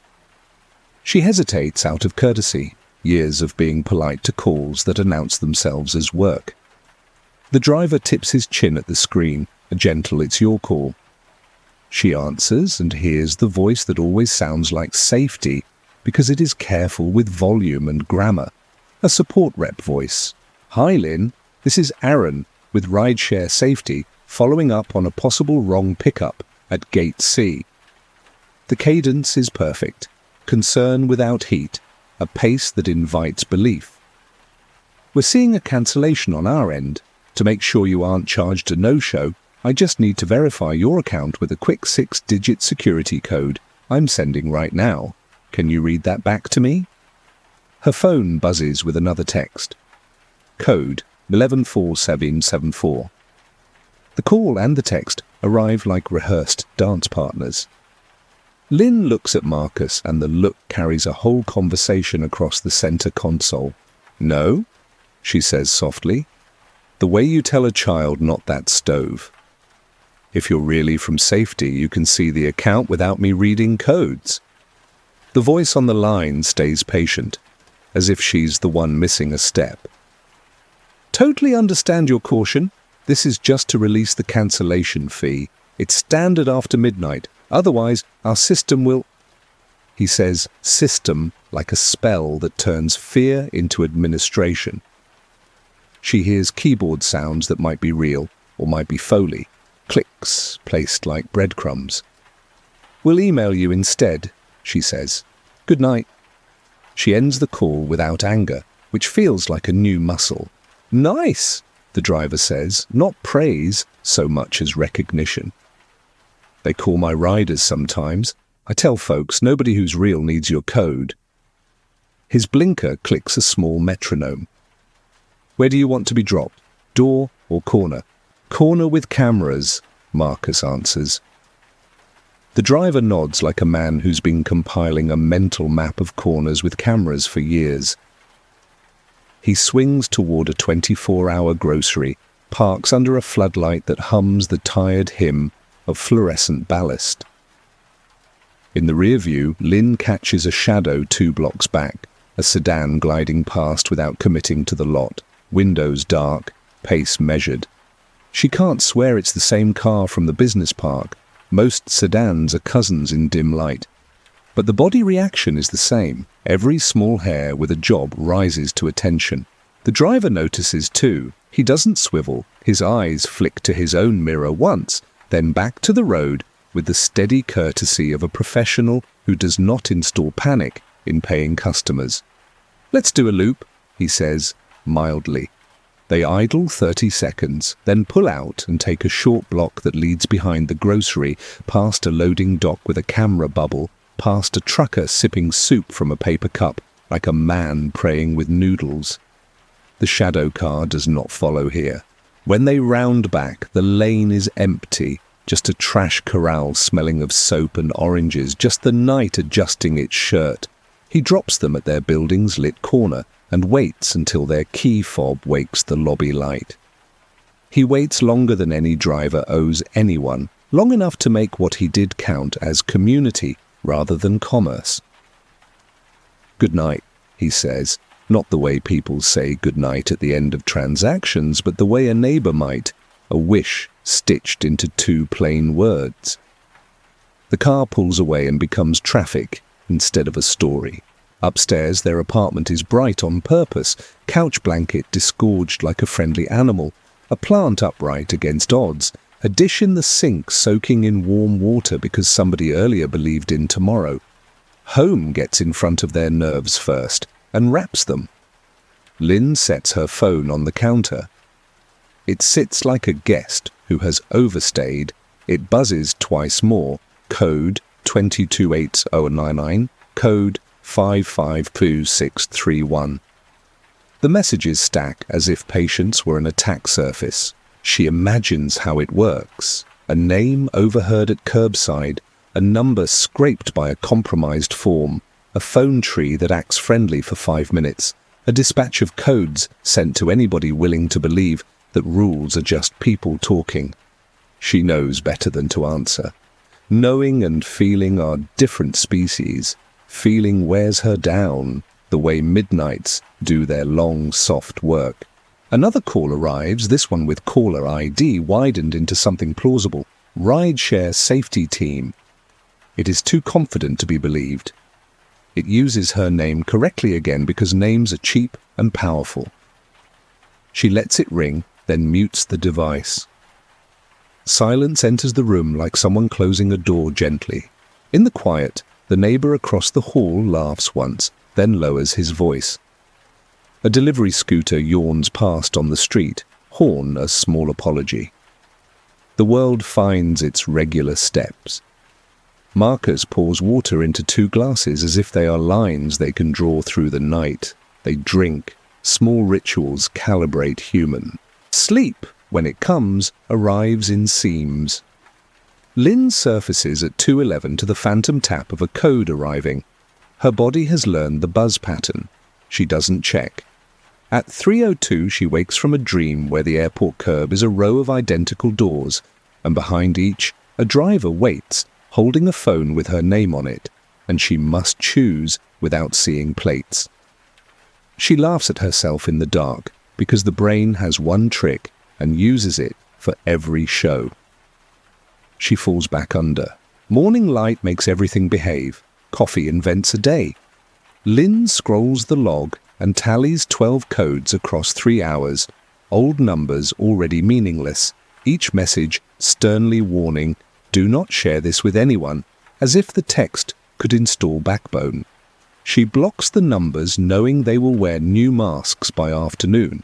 She reports the spoof call through an in-app form that thanks her in a way that feels like a receipt. She writes a short note to the airport's public comment inbox. "Your APP rides. Curb needs a staffed head after midnight. The ambiguity is part of the harm." She is not angry in the note. She is practical, which in her dialect is a more thorough form of anger. On the commute, she practices an ask of her own, not a request, a rule spoken out loud. "Before I get in, tell me my name." She tries variations. "Say who you're here for. Who's your pickup?" She tests tones: light, friendly, firm, transactional. Marcus listens and says each version back as the driver so she can hear how it sounds from the street. They wring the performance out of it until only function remains. Later, two things happen that do not prove anything and still matter. The first, a driver at noon pulls up in a bright sedan with a plate that matches and a face that matches, and still Lynn asks him to say her name, and he grins, not offended, and says, "I'm not mad, that's the best habit I've seen all week," and the compliment rips a splinter she didn't know she'd been carrying. The second, she walks past the airport on a different day for a different reason and sees two cars pull into APP rides at once. A woman in a red coat leans toward the wrong door, while her dot on the app insists she should be elsewhere, and Lynn watches an airport staffer step between with a steady palm and point her back toward the car with the right plate, and the woman nods and adjusts her day back into its track, and none of them know a stranger in a business park is watching inside Lynn's head, but he is, and then he fades. The ask keeps trying, in smaller forms, in new costumes. At midnight, 2 weeks later, a text pings. Code 104990 from a bank she doesn't use. Another night, her email client pops a warning about a sign-in attempt from a city she has never visited. The asks are shapeless enough to be ignored until one arrives with her own street name in it, scraped from some breach and redeployed for effect. Her heart flinches. She deletes it anyway. She learns the negative skill of not answering things that feel like knocks on wood. And because this is how escalation really behaves, quietly, with bureaucracy's posture. Lynn and Marcus bump into the bearded clipboard man from the Voucher town in a news article 5 days later about airport curbs and rideshare impersonation. The article uses passive voice to keep anyone from feeling indicted. It suggests placing numbers on pillars and human eyes under hats until dawn. It has a quote from a spokesperson that speaks fluent "nothing promised." Lynn reads it to Marcus at their tiny table, and they both laugh because adults laugh when nothing else edits the feeling. That night, she sets a small rule on the counter with the mail. Write down the safe habits once and tape them by the door, not as fear, but as calibration. Check plate and colour.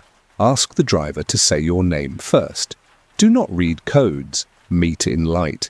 Choose a corner with cameras when in doubt. It looks almost silly written like that, like a list for a teenager heading to college. It is not silly. It is a handrail installed along stairs they already knew how to climb. Before sleep, the apartment buzzer touches the button once, single, polite, the sound buildings make to test their own systems after maintenance. Lynn and Marcus look up together. They don't move. It doesn't ring again.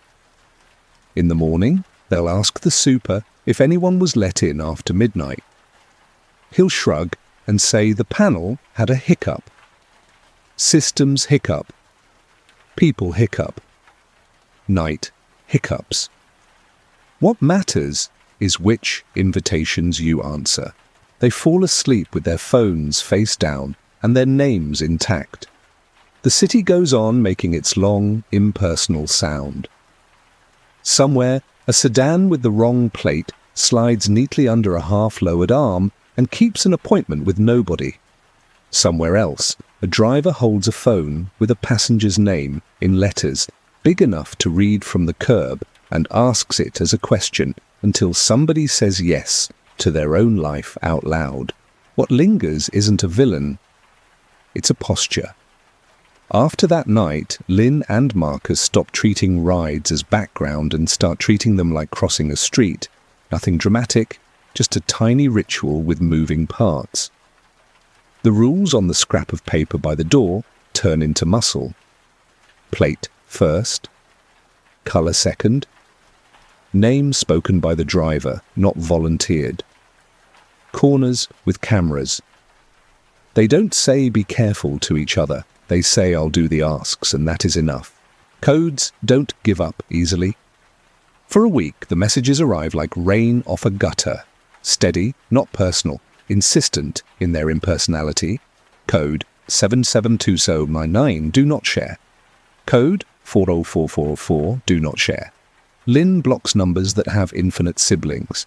She files a report in an app that thanks her like a kiosk. She learns the kind of attention that isn't panic. The buzz of an incoming text stops being a siren and becomes weather again. At work, Lynn discovers how midnight can migrate into daylight. A contractor emails a link asking her to refresh credentials. The design is close enough to pass at a glance. The logo's slightly too heavy, the blue a shade tired from copying. She hovers the mouse, sees the wrong domain, and lets the window go dark. Later, she tells her team, it's not about being scared, it's about having habits. She writes 3 small sentences on the whiteboard and underlines none. Check the address bar. Don't read codes to voices. Ask to see your name first. Someone takes a picture. Someone else rolls their eyes. Fear is unfashionable when the sun is up. In the building, she notices how people negotiate thresholds. The package room becomes a theatre of courtesy. Neighbours hold doors with elbows and offer names the way drivers do at curbs. A courier knocks once, softly, and Lynn has to breathe through the reflex that mistake taught her. She opens with the chain on, not because she expects the night again, but because the chain is a sentence you can speak without words. We are both here, and we will behave. The courier nods, neutral, and slides the envelope into view, like a dealer being watched. Some instructions start to look like superstition, and still help. Marcus keeps a small flashlight on his keyring, though the lobby is bright. He prefers the side of streets with lit windows. He learns to say, "Would you mind saying the pickup name?" in a tone that carries no accusation at all, only the friendly bureaucracy of 2 people matching records. 4 out of 5 drivers grin and answer without offence. The 5th is offended on principle. He says, "Nobody asked me that," and then says Lynn's name perfectly from his own screen, which is the point. The ride is boring. All their favourite rides are boring now. The city, to its credit, tries to grow a spine. One night, the airport's APP ride's curb sprouts a human, a woman in a reflective vest and a hat with a badge that means, more than anything, eyes. She doesn't do much beyond pointing, but pointing helps. She stands by the police Tahoe and taps plates with a gloved finger before waving passengers forward. Lynn watches from a later trip and likes that the gesture reminds everyone of the world's order. Numbers are promises too. The woman laughs once at someone's joke, then returns to checking, a lighthouse with a clipboard. Meanwhile, the wrong asks reinvent themselves like weeds. A text arrives pretending to be the parcel service. "We missed you. Verify your address." Another arrives pretending to be the bank. Unusual login. Confirm with 6-digit code. The bank isn't hers. The address isn't wrong. Her phone learns to be a small door with many peepholes. She begins to treat her own patients like a resource. Not answering is work, and work deserves rest.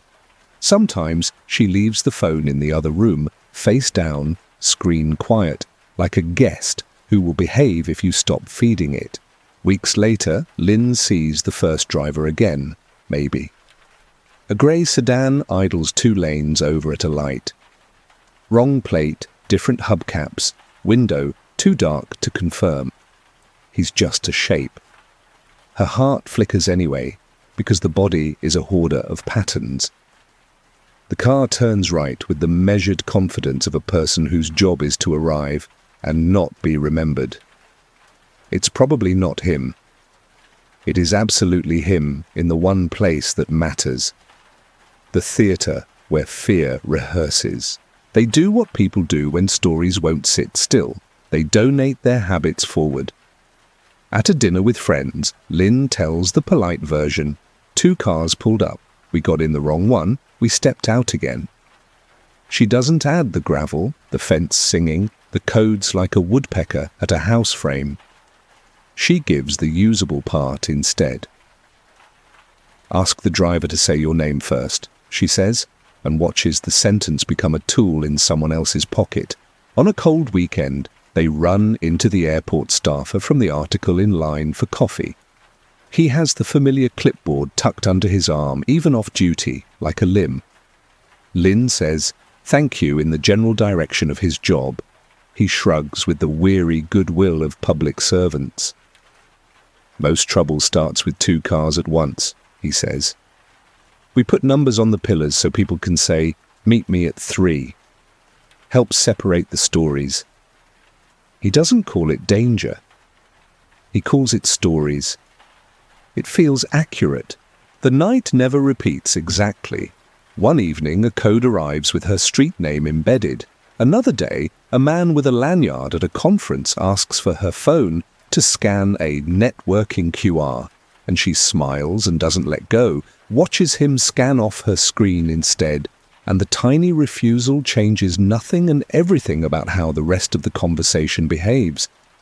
On a sidewalk outside a show, a driver leans on his horn and shouts a name that isn't hers, and 3 people answer anyway. She watches the confusion multiply like sparrows. She walks to the curb, checks a plate, waits until someone asks, "Who are you here for?" and only then gets in. The door closes with a click that sounds like arithmetic done right. Home stays good. The couch keeps being a friendly animal. The plant survives a week of neglect and then surprises them with a new leaf, the botanical equivalent of a thumbs up. They keep small anchors visible, grocery lists in handwriting, a bowl that only ever holds keys, a magnet that says drink water with too much authority. Sometimes, in the hour before sleep, they trade the night's weirdest ask. Marcus. Email from a bank I don't have, asking to verify my mother's maiden name. Lynn. A message from an airline I've never flown, saying my miles are expiring. The asks are hungry for any biography they can lock into. The couple measures their resistance in laughter. Laughter is a lock too. A month after, Lynn sits at the window on a rainy Sunday and watches the curb below write its bright, ordinary alphabet: mail truck, stroller, jogger, in a hat. Across the street, someone sets a package on the wrong stoop and then returns 5 minutes later to move it to the right one. The sequence is nothing, and also the whole point. The world is mostly small corrections, done by people who meant well at the wrong address. She thinks of the text from Carson, "Please don't get into unmarked vehicles," and realizes the only part that bothered her was please, as if it were all a matter of manners. Maybe it is. Manners are how strangers tell each other what time it is. They are not crusaders. They do not post the story for likes. They do not carry pepper spray or rehearse threats. They carry a habit and a tone. At curbs, they say, "What's the name?" At doors, they say, "We're good, thanks." When somebody presses, they don't argue, they step out. When someone is kind in a professional way, a driver who waits until the lobby light catches, a staffer who points without scolding, they say thank you like it's a little ceremony. The thanks ties a knot in the rope between people who mean well. The only moment that feels like closing a loop comes on an unremarkable Tuesday, the sort of day that refuses to titled. Lynn is leaving the office at dusk when she spots a young traveller at the rideshare zone, backpack wide, eyes narrowed in the way of someone making a decision at the wrong speed. Two cars idle with that proprietary angle side by side, both windows down, both drivers holding a phone. The kid drifts toward the wrong plate. Lynn crosses the sidewalk not fast, not urgent, and curates her voice to sound like a sign. "Ask them your name," she says to the kid, as if she were announcing the time. He blinks, then does it. One driver says a name that isn't his, and shrugs, no harm. The other says it right, and grins. The kid gets into the correct back seat. A problem that would have become a story instead becomes a commute. Lynn steps back into the river of people with their carry-ons and their hopes, and feels the tiny engine of something like relief click once. At 2:14 one morning, not the witching hour, just a bad time for phones, another code arrives, code 6XL12, from a number she hasn't blocked yet. She doesn't look. She turns the phone face down and places her palm on the coolback for one breath, as if quiet could transmit through hardware. The apartment buzzes with the building's soft machinery, refrigerator cycling, elevator cables sighing. The world says, "hold" in various dialects. She goes back to sleep.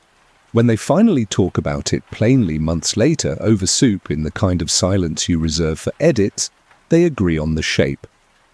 The danger never introduced itself. It knocked politely. It spoke policy where it could have shouted.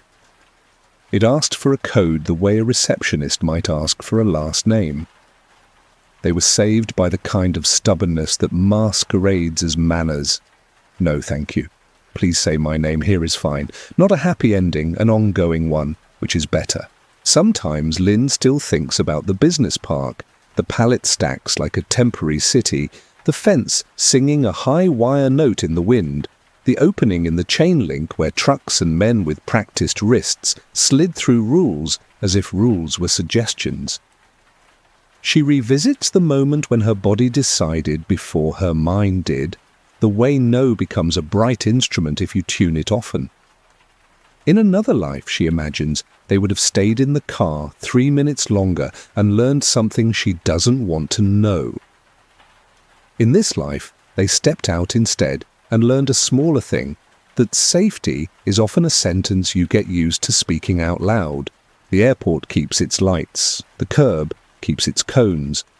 On some nights, 2 cars still arrive at once, and a human with a vest still points people into the right doors with a finger that has become a kind of law. On some other nights, there is no vest, and the pointing is done by strangers who remember how it felt to stand between one car and another and choose. The city continues indifferent and helpful by turns. Lynn and Marcus fit themselves to it with the modest tools they have. A rule on a scrap of paper, a tone that doesn't apologize for asking, a practiced way of listening for a knock that is really a request to borrow their name. That is the after. No big reveal. No courtroom. No chase. Just a curb, a plate, a voice, a habit. The villain dissolves into infrastructure and timing. The lesson becomes a handrail you barely notice as you climb. And when someone asks them later, what happened really? They tell the part that matters. 2 sedans pulled up. One had the right smile. One had the right number. We learned which thing to trust. We went home. The story stayed awake a little longer. Morning folds itself neatly around the first ferry. The dockboards click under shoes. Gulls practice their complaints from the railing as if auditioning for weather. Nadia and her mother, Lala, stand shoulder to shoulder with coffee lids held down by their thumbs, 2 small circles of steam writing short letters into the air. The boat is white, the way working things are white, scuffed at the corners, patient with hands. At 8:10 the horn gives a steady note, not loud so much as official. and the gangway rises like a promise being kept. Northline Island does what brochures say it will.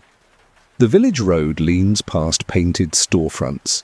A baker in a flour-dusted apron slides a tray to the case and nods as if all mornings are cousins. The Lighthouse Museum wears its history lightly. A volunteer at the ticket table knows heights and lens orders by heart and recites them with the sincerity of prayer. Layla, who keeps lists for even her free days, has circled 3 stops in blue pen. She and Nadia move through them the way tide moves, without hurry, without argument. Nadia photographs her mother pretending to steady the old Fresnel lens with one hand, and in the picture, Lale looks almost mischievous, which is how she sometimes looked when Nadia was 8, and they missed a bus on purpose to see what would happen.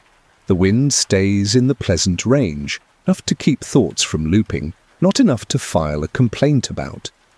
The weather app, checked twice, offers a small, uncomplicated cloud. Phones lose interest in the mainland and show 1 or 2 bars, the kind of signal that can lie with a straight face. Signs near the dock speak in capital letters to make up for their age. Last ferry, 6:30 p.m., one says, with a smaller line beneath it that reads, "Plan accordingly," like a parent's voice cut into cedar. They plan accordingly by not planning at all for a while. They eat late lunch out of paper, walk the bluff path where the scrub holds its green like a decision, and let conversation be the easy kind that uses half sentences and hand gestures to mean remember and look, and that's enough. Lale names birds without being sure. Nadia agrees without checking. The water holds a pewter colour just far enough out to make photographs honest. They meet him because every island keeps one of him, where the bluff narrows and the path sidles close to a fence of drifted posts. A compact man, hat salt creased into permanence, jacket patched with the sort of care that means he intends to wear it to the end of his days. His face contains both youth and weather, as if time did 2 different jobs on it. He stands not in their way, but near it, a landmark the path invented to keep itself interesting. "Last boat's early today," he says, not unfriendly, not dramatic. He doesn't apologize for speaking first. His voice has that tide yard music, soft vowels, consonants rounded by wind. Lala smiles with the public politeness she keeps ready for strangers who offer facts. She taps the sign on her program with a finger. 6:30, she says, brisk but kind. He nods to agree with the concept of signs. "They'll run light," he answers. "Outboard took some eelgrass in the intake at noon. They'll make up time by leaving it behind." His thumb settles under the brim of his cap and adjusts it a fraction, the way someone might set a frame straight. "You'll want the south path if you mean to be early." Shorter. He is not selling anything. He is offering accuracy, which, stranger help, often feels like. Nadia looks past him to where the path divides. The south path is narrow, worn into the brush by people who don't mind brushing against the day with their knees. The main path is obvious and scenic, and takes its time like a cathedral tour. Layla raises a brow. "South." The man gives a single nod that contains all the years he has watched mistakes cross this bluff wearing new shoes. They take the south path without making a ceremony of it. It demands little tacks and side steps where the ground decides to be itself for a yard or 2. The brush leans in with that tough, clean smell of broken stems. Once, Nadia slips and catches herself with a laugh that makes Lala laugh too, because laughter is cheaper than worry and buys the same thing. When they crest a last seam of scrub and the village comes back into view, the ferry horn calls, a long, even sentence that means "I am here." It is 6:10 when they reach the quay. People already stand in line with the posture of those who have decided to stop pretending they are not waiting. The deckhand, young, orange-vested, moving with the slow ballet of someone entrusted with both rope and mood, smiles at a child who is practicing being bored and glances up the line to count without counting. The ferry comes on the dot of its own preference, noses and eases, and sets its lines with that metal throat-clearing sound docks make when remembering strain. The line moves and then pauses and then moves again. Ferry lines do this. It is part of their language. At 6:28, the deckhand's radio speaks something in his ear, and his face learns a new line that is not quite apology. He lifts his hands, palms out, universal, and calls full up. His tone makes it sound like a fact the water told him rather than a rule he invented. People in the line rearrange their expressions the way you rearrange a bag's contents when you are told to fit more into it. Acceptance, brief annoyance, mild relief at being told what to do next. "We'll run one more at 7, he adds, brightening the air like a waiter, promising an extra basket of bread. From 3 places back, the man from the bluff nods once, almost to himself, and says, "If she behaves." He looks toward the throat of the channel where the current narrows itself to fit through. It is not a threat, not a taunt, just accuracy again, tide caliber. Lale squares her shoulders. She grew up where plans were aspirational and buses behaved like weather. 7 then, she says, confident, as if the number itself were a key that would open a door. Nadia checks her phone out of reflex and gets the kind of signal that returns an old notification like a parrot. She pockets the device and watches the deckhand move through his work, a practiced loop thrown, a knot tied with the muscle memory of 1,000 departures. She doesn't feel worried. Worry is louder than what she has. What she has is a slight change in scale, the feeling that schedules are polite cards the island accepts when it is in the mood. They drift toward the terminal building with the others filling the time. The lobby is all glass and good intentions, vending machines lit up like little cities, a bulletin board where someone has pinned a notice about the volunteer fire brigade's pancake breakfast. A woman in a museum polo recognizes them from earlier and says she doesn't remember the last time she saw a line turn like that. The deckhand passes by with his radio tilted to his ear, making the face of a person learning what he already guessed. He points 2 fingers at his eyes and then at the water and smiles, which is island shorthand for watch with me. Outside, the sky, which has been steadfastly neutral all day, tries on a bruise at the edges. The ferry returns into the channel at 7:04, clanks and sighs against the cleats as boats do, and then coughs once in a tone Nadia has never heard from a machine trying to be brave. Fuel smell drifts, then charcoal, then something like wet rope. The deckhand's radio says, "Hold," and he says hold, and for a breath the entire crowd obeys without argument. It is in these small group obediences that you can hear the bones of a place, the way water and people take turns being in charge. Lale looks at Nadia the way mothers look, not to transfer fear, but to confirm shared alertness. Nadia touches her mother's elbow and nods, the gesture they have used since Nadia was little and tired. We will do the next thing together. The stranger from the bluff leans his weight onto his heels and scans the throat of the channel again. His nod now is not approval. It is the quiet, private satisfaction of a person whose chart said what the water would do. The announcement comes from a ceiling speaker with the voice that all ferries buy calm and laminar. Due to a mechanical issue, the 7 p.m. return is cancelled. It promises a plan with the bureaucratic optimism of committees. It says accommodations the way weather bulletins say precipitation. A murmur unspools through the building. Budget arithmetic, babysitter arithmetic, a dog's meal, waiting at home, arithmetic. Nadia feels again the change in scale, stronger now. The day is no longer a pamphlet. is a shore that claims ours as if they were driftwood. They stand in that wide, shared pause, and the island shows its other face, the one less interested in being charming. The wind comes up an inch, the gulls step sideways into it as if surprised, and then pretend they meant to. The water darkens by a single shade. The stranger tugs the bill of his cap exactly nowhere, and says, without looking at anyone, if they run at 9, they'll run light. If they don't, they'll say 8 in the morning, as if they meant to all along. He isn't being unkind. He is telling time in a different dialect. Nadia takes a breath and finds it tastes different. Saltier, yes, but also older, like stone that has had names carved into it and then rubbed smooth by seasons.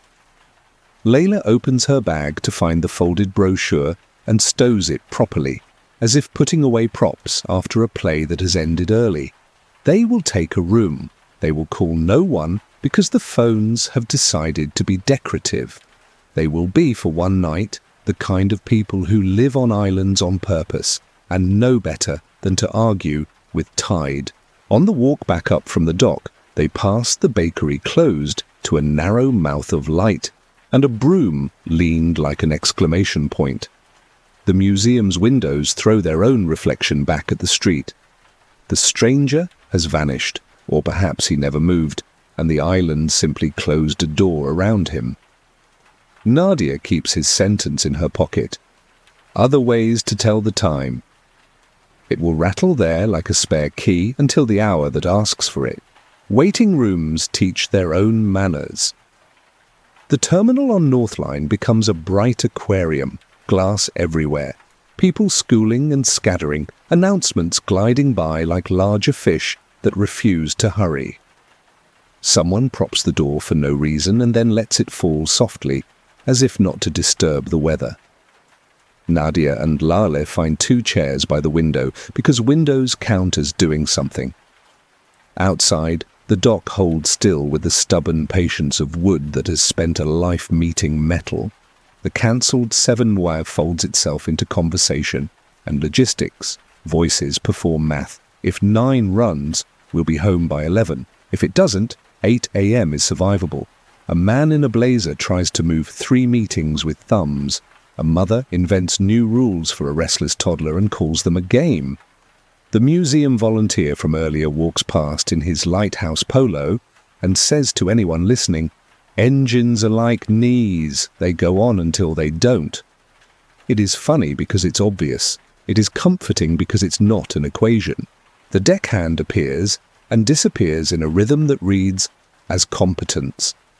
Radio at his ear, he uses eyebrows and shoulders to translate the water's mood into human. At one point, he leans on the counter and laughs with the clerk, but the laugh is the kind you put on a shelf while your attention attends to the other thing. When he catches Nadia's eye, he taps 2 fingers, watch the channel, and then makes the smallest maybe with a palm, the island way to say we'll see without leading hope by the hand. By 7:25, the terminal has settled into a single, collective heartbeat. The vending machines frame their glowing cities of salt and sugar. A bulletin board offers piano lessons, a room to let, and a flyer for the volunteer fire brigade's pancake breakfast, raised on a staple like a flag. The wind noses at the door in drafts, as if the sea were remembering how to be inside. Layla goes to the cafe across from the pier and returns with soup in paper cups and 2 rolls the owner has cut an extra time. Generosity looks like that on islands. They eat slowly. Salt tastes like old news. Steam fogs the window briefly and fades back into the larger grey. The stranger from the bluff has the posture of a person who knows where to stand. Not near the desk where the answers come late, not by the door where answers blow away. He occupies a seam between both and studies the throat of the channel the way a clerk studies a ledger, checking figures against figures. When a gull calls and the pitch is slightly wrong, he tilts his head, listens, nods. He isn't pleased. He is confirmed. The boat noses into view at 7:04 and ties up as if nothing had ever broken. Ropes lay themselves around cleats with learned hands. The engine coughs once like a smoker pretending to be fine, then coughs again in a smaller voice. The deckhand's radio says, "Hold." He says, "Hold." The crowd obeys because crowds know how to obey when machinery uses certain tones. Something sweet and metallic slips through the air, wet iron and burnt rope, the scent of a lesson you can't attend but must take anyway. The PA clears its throat with that democracy of volume specific to public address. Due to a mechanical issue, the 7:00 p.m. return is cancelled. The voice tries on optimism. We are working on a solution. It offers comforts. Terminal remains open. Cafe extended. It ends with bureaucratic care. We appreciate your patience. The word patience lands gently and then becomes the room's new temperature. Nadia feels her stomach do the small adjustment it does on airplanes when the wing tilts to find better air. This is not fear. Fear is louder and tastes like tin. This is scale. An awareness of being a very small hinge in something older. She looks to Layla not because she needs permission, but because faces are better than clocks for telling time. Lala's face says plan. She opens her bag, folds the brochure, tucks it as if returning a tool to its drawer, then squeezes Nadia's knee under the table the way she used to when Nadia was 10 and they had missed a bus that would be followed by another bus anyway. People begin the soft, important work of deciding together. A couple sitting on the floor near the power strip lets two strangers plug in. A teenager offers to share hotspot and discovers, pleasantly, that his battery is low and therefore he too is only human. An elderly man asks the clerk whether there is a list, and when told there is, prints his name carefully with a pen that always lives in his breast pocket.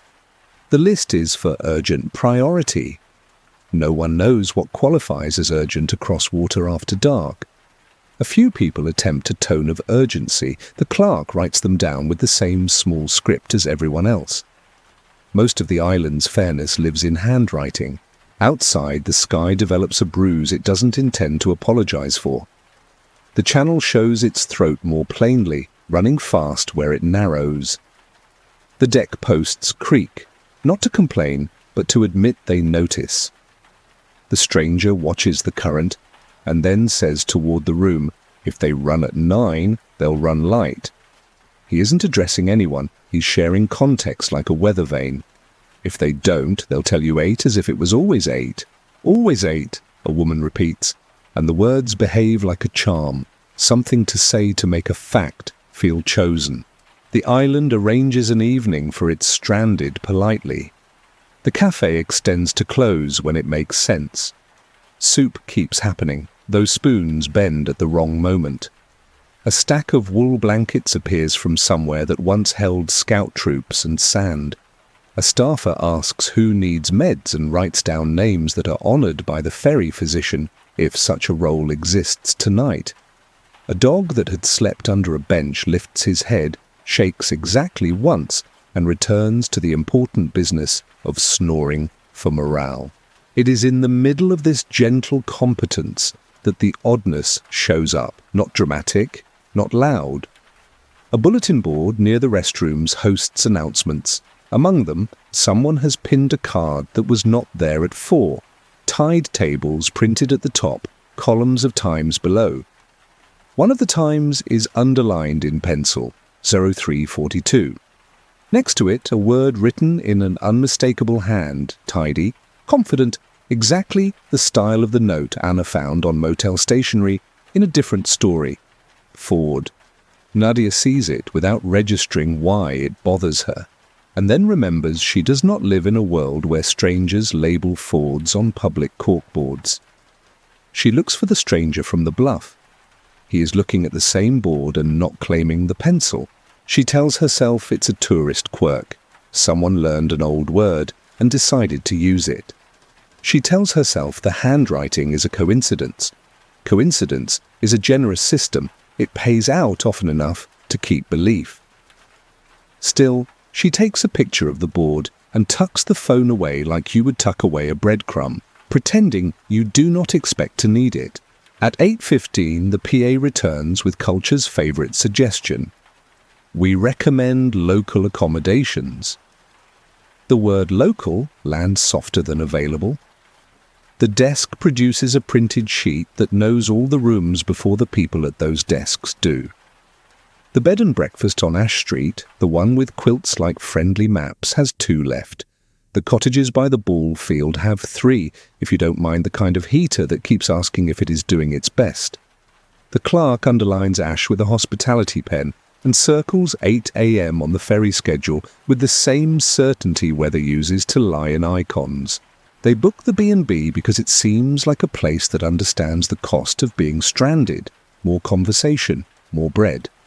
The hostess is apologetic for everything. The price, the quilts being too floral for some tastes, the fact that the upstairs hallway tilts because houses at the edge of continents are allowed to lean. She gives them a brass key engraved with a number that remembers better years. "Breakfast at 6, she says brightly. "You'll be first on the dock." The sentence is a blessing, and like all blessings, it admits it cannot guarantee the thing it names. In their room, the night settles differently than mainland nights.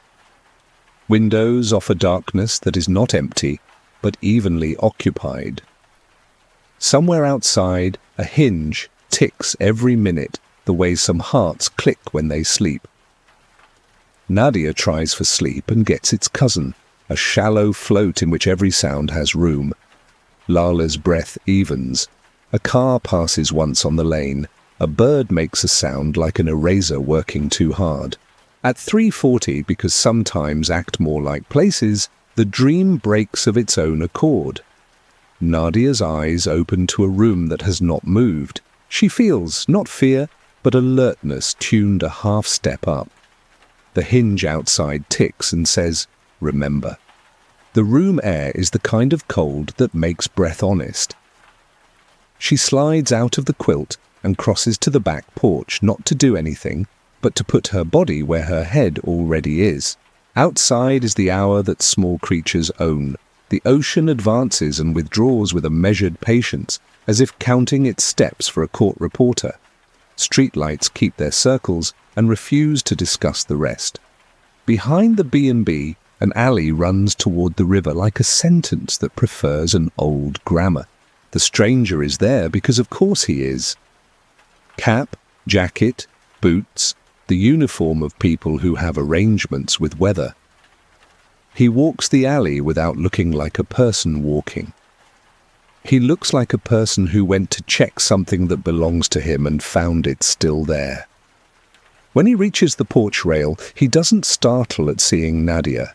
He inclines his chin in the half nod of dockmen who keep both hands free for rope. "Tide's right," he says, same tone as before, accurate, unhelpful to clocks. He sets his palms on the rail, and the wood shines briefly in the porch light like seal skin. "Could have run her," he adds, not bitter. Would have been the brave choice. Nadia hears herself ask a question her daytime self would not. "There's another way?" It leaves her mouth without fuss, wearing a borrowed voice that fits surprisingly well. He smiles, not selling anything. "Upriver," he says. "Path to a ford. Walk first, cross second. 2 hours if you mind your ankles, less if you don't. I can show you where the ground stands up under the water." The word ford lands with the weight of the pencil underline on the board. It carries other words behind it. Tide table, 0342 ways.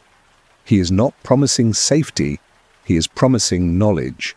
The difference matters and doesn't. She looks back through the window at Lala, sleeping with one hand open, palm relaxed, the same hand that taught her how to cross streets with patience and corners with cameras. Nadia does not answer yet. The porch collects their breath like small flags. The ocean keeps its pulse. The island, which in the sunlight pretended to be a brochure about leisure, feels now like it always was, a rock with rules. Somewhere in the terminal, a clerk underlined 8 a.m. with a pen that believed in morning. On the corkboard, a pencil underlined 0342 because water believes in its own schedule. "Show me," she says finally. And then, softly, as if adjusting a dial, "Or maybe tell me first." He nods, granted the complication. He points into the dark, not theatrically, but like a man pointing out a ladder. Down the alley, left at the cannery wall, follow the alder line until you hear the river before you see it. Then keep your eyes on the rusted culvert that someone dragged to the wrong place years ago. That is where you'll see the stones stand up like a sentence. "You'll feel the bottom with your feet," he says. "Don't argue with the cold, it's a kind of instruction." She listens to the directions as if they were family history. The porch boards cool her bare soles. Behind her, the quilt waits, the wayday waits, willing, not insistent. In an hour, she thinks, the sky will consider being a colour again. In 4, a ferry will claim it always meant to leave at 8. Between those promises sits the river, not caring that people plan. She thanks him, not for the path, not yet, but for speaking in the dialect of water without pretending to be in charge of it. He tips the cap a fraction, adjusts the night on his head, and walks on the way. A person continues doing the thing they were doing whether watched or not. The hinge ticks once. The alley holds its line. Inside, Nadia returns to the bed and lies awake in the knowledge that there are 2 clocks on this island, and neither one needs her consent. She decides not whether to go, but how to tell her mother if she does. It is a good problem. It sits on her chest lightly. The ocean breathes its equation. Somewhere under the bridge upriver, stones wait in the correct order like a sentence anyone could read if they arrived at the right time. At 4:02, the B&B hallway learns footsteps trying not to be footsteps. Nadia has not slept since the porch. Decisions made at night are light as ash and heavy as stone. This one sits somewhere in between.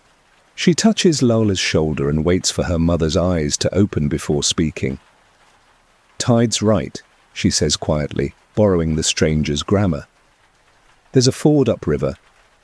2 hours if we mind our ankles." She expects resistance. She gets something harder. Attention. Lale pushes herself upright, hair stubborn with sleep. She rubs her wrist the way she does before any plan. "Walk first, cross second," she repeats, as if fitting her mouth around a tool. A younger version of her would have said no because rules are how you survive strangers' countries. The version who raised Nadia knows 2 clocks live here. "We'll go see," she decides. "We can look without marrying the idea." They dress like people getting ready to overrule a brochure. Jeans, extra socks, the thrift store windbreakers that fold into their own pockets. Layla tears a piece from the B&B's notepad and prints "to the river." Back by sunrise with the room number beneath, tucking it under the lamp where a human might find it, if humans are what the night decides to use. They carry nothing glamorous. Water bottle, 2 rolls from the cafe, Nadia's phone on battery discipline, a tiny flashlight that pretends to be helpful. Outside, the island hasn't chosen a colour yet. The world exists in versions of graphite, pavement, hulls, the low line of the cannery wall. Their breath stands briefly like flags on exhale, then vanishes into the larger breath of the channel. They take the alley the stranger pointed at, cross beneath a streetlight that clicks once, as if remembering it has work, and follow the alder line upriver. Night lives in the trees differently than it lives at docks. It presses closer, kinder, and more honest about its presence. The sound of the river arrives before the river, a steady, organized shushing, not ocean's big layered vowel. It's the syllables of water negotiating stones in a room with a high ceiling. The path pinches itself between blackberry canes and a fence that once kept nothing out. Nadia lifts a thread of bramble for Lala to duck under. Lala holds the same thread for Nadia, a small relay of care. They walk like people moving through another person's kitchen, alert and grateful. At a gap in the fence, a laminated sign tries to exercise authority. Maintenance access, no public use. Its corners have learned wind. One screw has resigned. Lala touches the sign with 2 fingers as if acknowledging its attempt. "We're borrowing," she tells it. The river is right there, shoulder to shoulder with the bank, a long muscle rolling toward the sea. It is not wild, it is awake. They stand in the dark a moment and listen, until their ears unlearn the thin insistence of terminals and vending machines. River sound becomes river pattern. Nadia finds a slower undertone beneath the trills, the bass note that might be the path the stranger described, stones arranged by time into something like a sentence.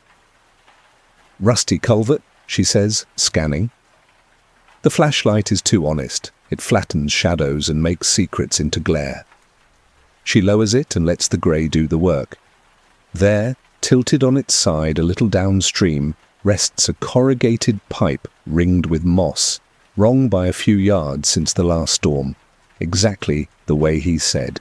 2 yards upriver from the culvert, the water organizes over something, a low ridge where the current bunches and lets go, scalloped, regular. Nadia steps closer, and the river answers by being colder. It's not the bite of mountain snowmelt. It's the precise temperature at which ankles learn humility. Layla holds her sleeve lightly. "We're looking," she reminds, not forbidding, just editing the hour. Nadia steps to the edge where the bank rolls into water and kneels. Cold licks her knuckles and then accepts them the way a line accepts a thumb when you press to make it plumb. Stones under the surface feel like knuckles too, round, sure, at a depth that admits possibility. "He wasn't inventing," she whispers, as if invention would have been easier to argue with. From downstream, a heron lifts itself from shadow and relocates 4 yards with the modesty of a bureaucrat taking a different desk. The river never stops talking. Overhead, the alder leaves whisper all the smaller news, the wind's direction, the weight of dawn. When the flashlight grazes the water again, the beam doesn't show depth. It shows texture, dark silk bunched over a seam. They test the rocks with the ugly care of people who intend to keep their dignity. Lala toes first, wait, withdraw, memory. Nadia trades places and finds the same stone gives a different answer to her foot. Knowledge calibrates by mass and balance. The first step out is ankle deep and ankle honest. The second swirls higher but holds. Stones arranged by water do not negotiate. They simply are. Nadia hates and loves that about them. Her phone sits in her pocket against her thigh like a watching eye. She knows there's no guarantee of signal upriver and less use for it if there's trouble. This is a place where rules have to be spoken as sentences. Step where the water's shoulder softens. Angle across, not straight. If you slip, turn back before pride convinces you that forward is the same thing as wise. She says these aloud for the benefit of any listening thing. Layla, the heron, the part of herself that appreciates instruction under stress. 3 stones in, Nadia feels the river decide it knows her. The bottom drops half an inch, enough to turn ankles into variables. She withdraws, replaces, finds a new center. Lala is next to her, still on the bank, not acting like she is left behind, acting like she is the person who will have better eyes from here. "There," Lala says, chin pointing to a darker blur upstream, where the wavelets flatten and eddy. The ford skirts it. Don't argue with the water's storyline. Halfway would be foolish. Halfway is where stories add adjectives. They agree without speaking to make a rule. Test 3 stones, breathe, look up, say what you see. Nadia says, "I see the far bank, closer than my brain likes." Lale says, "I see a mother who wants to be in charge of both banks and can't."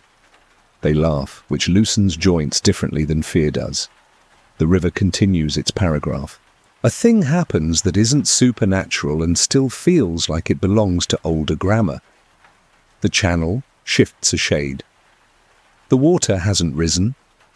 The river has remembered another rock and rephrased itself over it. The path they were drawing with their feet now intersects a faster sentence. It's small, and it's enough. Lala touches Nadia's sleeve again. "Not tonight," she says. She says it like closing a drawer, not slamming one. The stranger had offered knowledge, not permission. The tide was right. The rhythm is wrong by a stitch. Nadia steps back, reversing her measure. Retreat requires as much attention as advance. The bank welcomes them with mud and roots and relief that looks like embarrassment. They stand considering being wise. The culvert watches without comment. Downriver, the lights of the ferry terminal make a pale city at the channel's mouth and pretend to solve things with brightness. They don't leave immediately. They walk the bank north, staying near the river's shoulder, searching for a second sentence across. There isn't one. There is instead a place where the stones sink just enough to disappear, and a bend where the current lifts into tiny teeth, and another older, whose roots show the geology of the last serious storm. This is the country the schedule was built on. It is older and has no patience for printed fonts. On the way back, they pass a little pull-out where maintenance trucks turn around. Deep ruts hold standing water that reflects a cutout of sky. In that mirror, a ragged rectangle of dawn declares itself prematurely blue. Lala breathes long, then nods to the rectangle like it is a person finally arriving with a kit of solutions. "Breakfast at 6, she says, smiling into the damp. "First on the dock."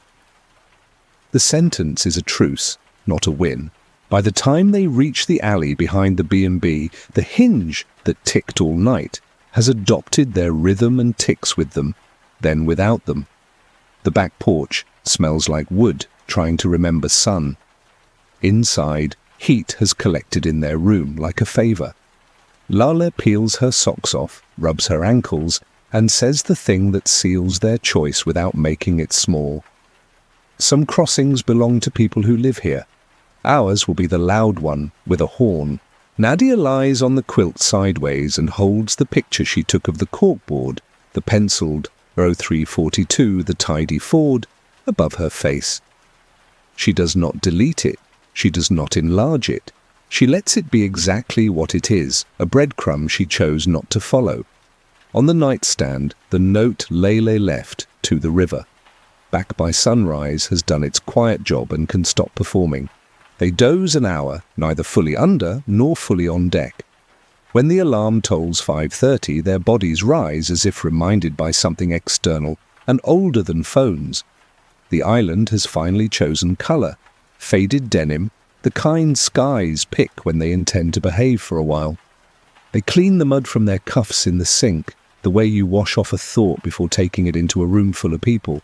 Downstairs, the hostess holds out a basket of bread with a ceremony that suggests she is deputized by morning. "You'll be first," she says, a promise and a friendly superstition. Layla pockets 2 pieces against the habit of tides. Nadia thanks her in a tone that acknowledges both what was offered and what wasn't the hostess's to give. On the road to the dock, they passed the bakery's door propped open to cool trays. The broom again leaned like punctuation. The terminal holds a small congregation of the stranded, wearing the faces of people who learned something and will decide later how to tell it. The deckhand sees them and lifts 2 fingers in the same gesture as last night. "Watch the channel." He adds another, a little circle in the air that means it holds. They stand at the head of the line because they did the kind of work lines reward, being early, being stubborn, being willing to let a night belong to itself. The The boat comes. The engine sounds like a machine that has apologized and been forgiven. Ropes do the right things. The deckhand does the right things. The horn blows its neat sentence. As they step across the gap, the literal one, the one between dock and deck, Nadia glances upriver once. She imagines the stones standing under the water like vertebrae in the island's back, precise and indifferent. She thinks of the stranger's half-smile, the way he said, "Don't argue with the cold, it's instruction." She doesn't see him on the bluff. That feels correct. He belongs to the version of the island that stays when visitors leave. They claim 2 seats on the wind side because they like to earn the warmth later. The boat shudders into forward, the dock glides backward, and the channel throat, which argued last night, allows passage now, without comment. Layla leans close so she doesn't have to raise her voice. "We could have made it," she says, honest, "and I'm glad we didn't test that sentence." Nadia nods and lets the chill sit on her cheeks a minute longer before pulling up her hood. The ferry cuts a clean line toward the mainland timetable. Behind them, somewhere upriver, the water keeps moving over stones that do not care about ATTM or about notes left under lamps. Ahead, a city pretends it can keep all its promises. Between those statements floats a boat carrying 2 people who learned how to look at a rule and decide whether it was written for them. They do not become the kind of people who brag about beating schedules. They become the kind of people who carry 2 clocks in their heads. Back on the mainland, Nadia tapes a folded tide chart inside the door of a closet where nobody will mock it.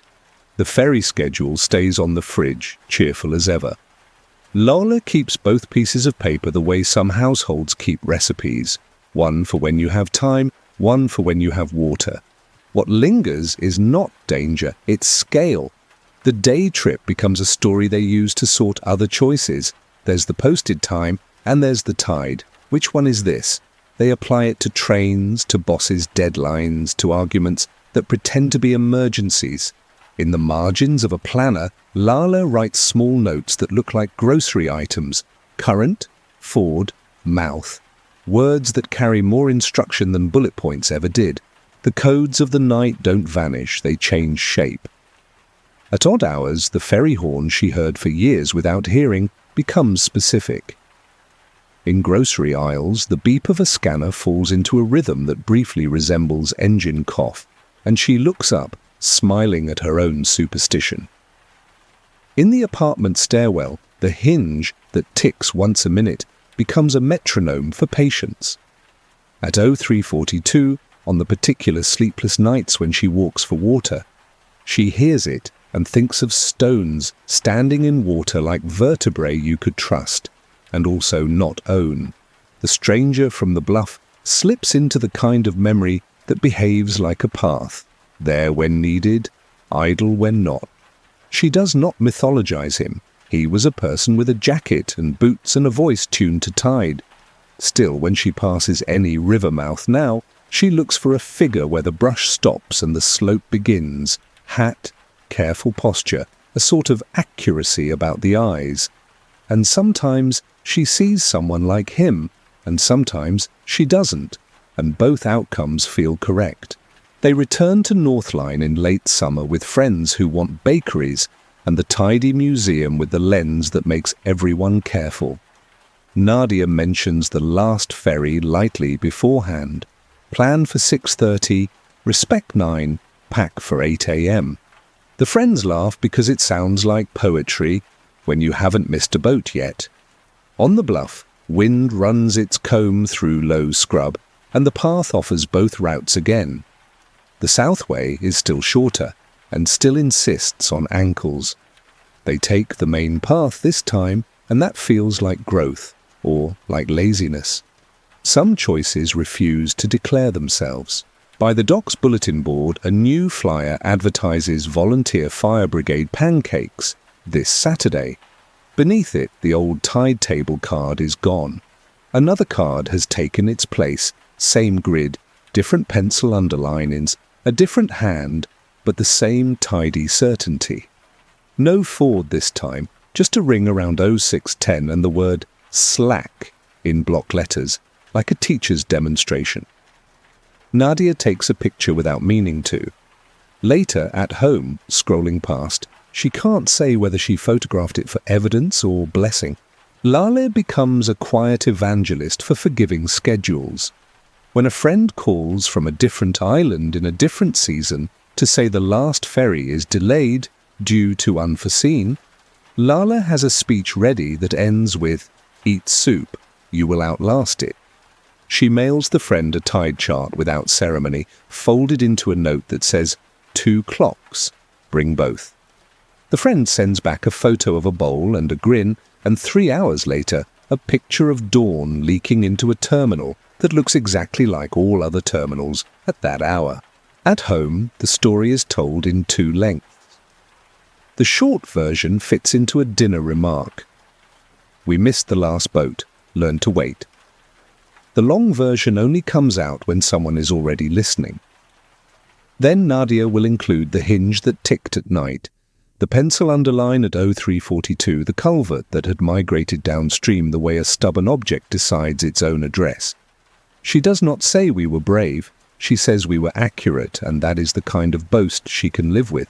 Sometimes, in bad weather, she dreams that the corkboard at the terminal blends with the corkboard at a highway rest stop, and the motel stationery from another story pins itself there, blue-lined, neat hand, rules for knocks beside rules for tides.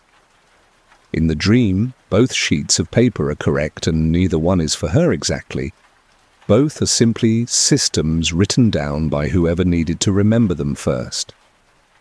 She wakes and laughs a little at the brain's fondness for mixing its own metaphors, then drinks water and goes back under. Their day-to-day habit shifts so slightly you wouldn't call it change if you didn't know what to look for. They walk a little earlier to trains. They carry a roll or two in a bag because bread is a truce you can eat. They take end seats on ferries and buses because ends feel like doorways and doorways feel like choice.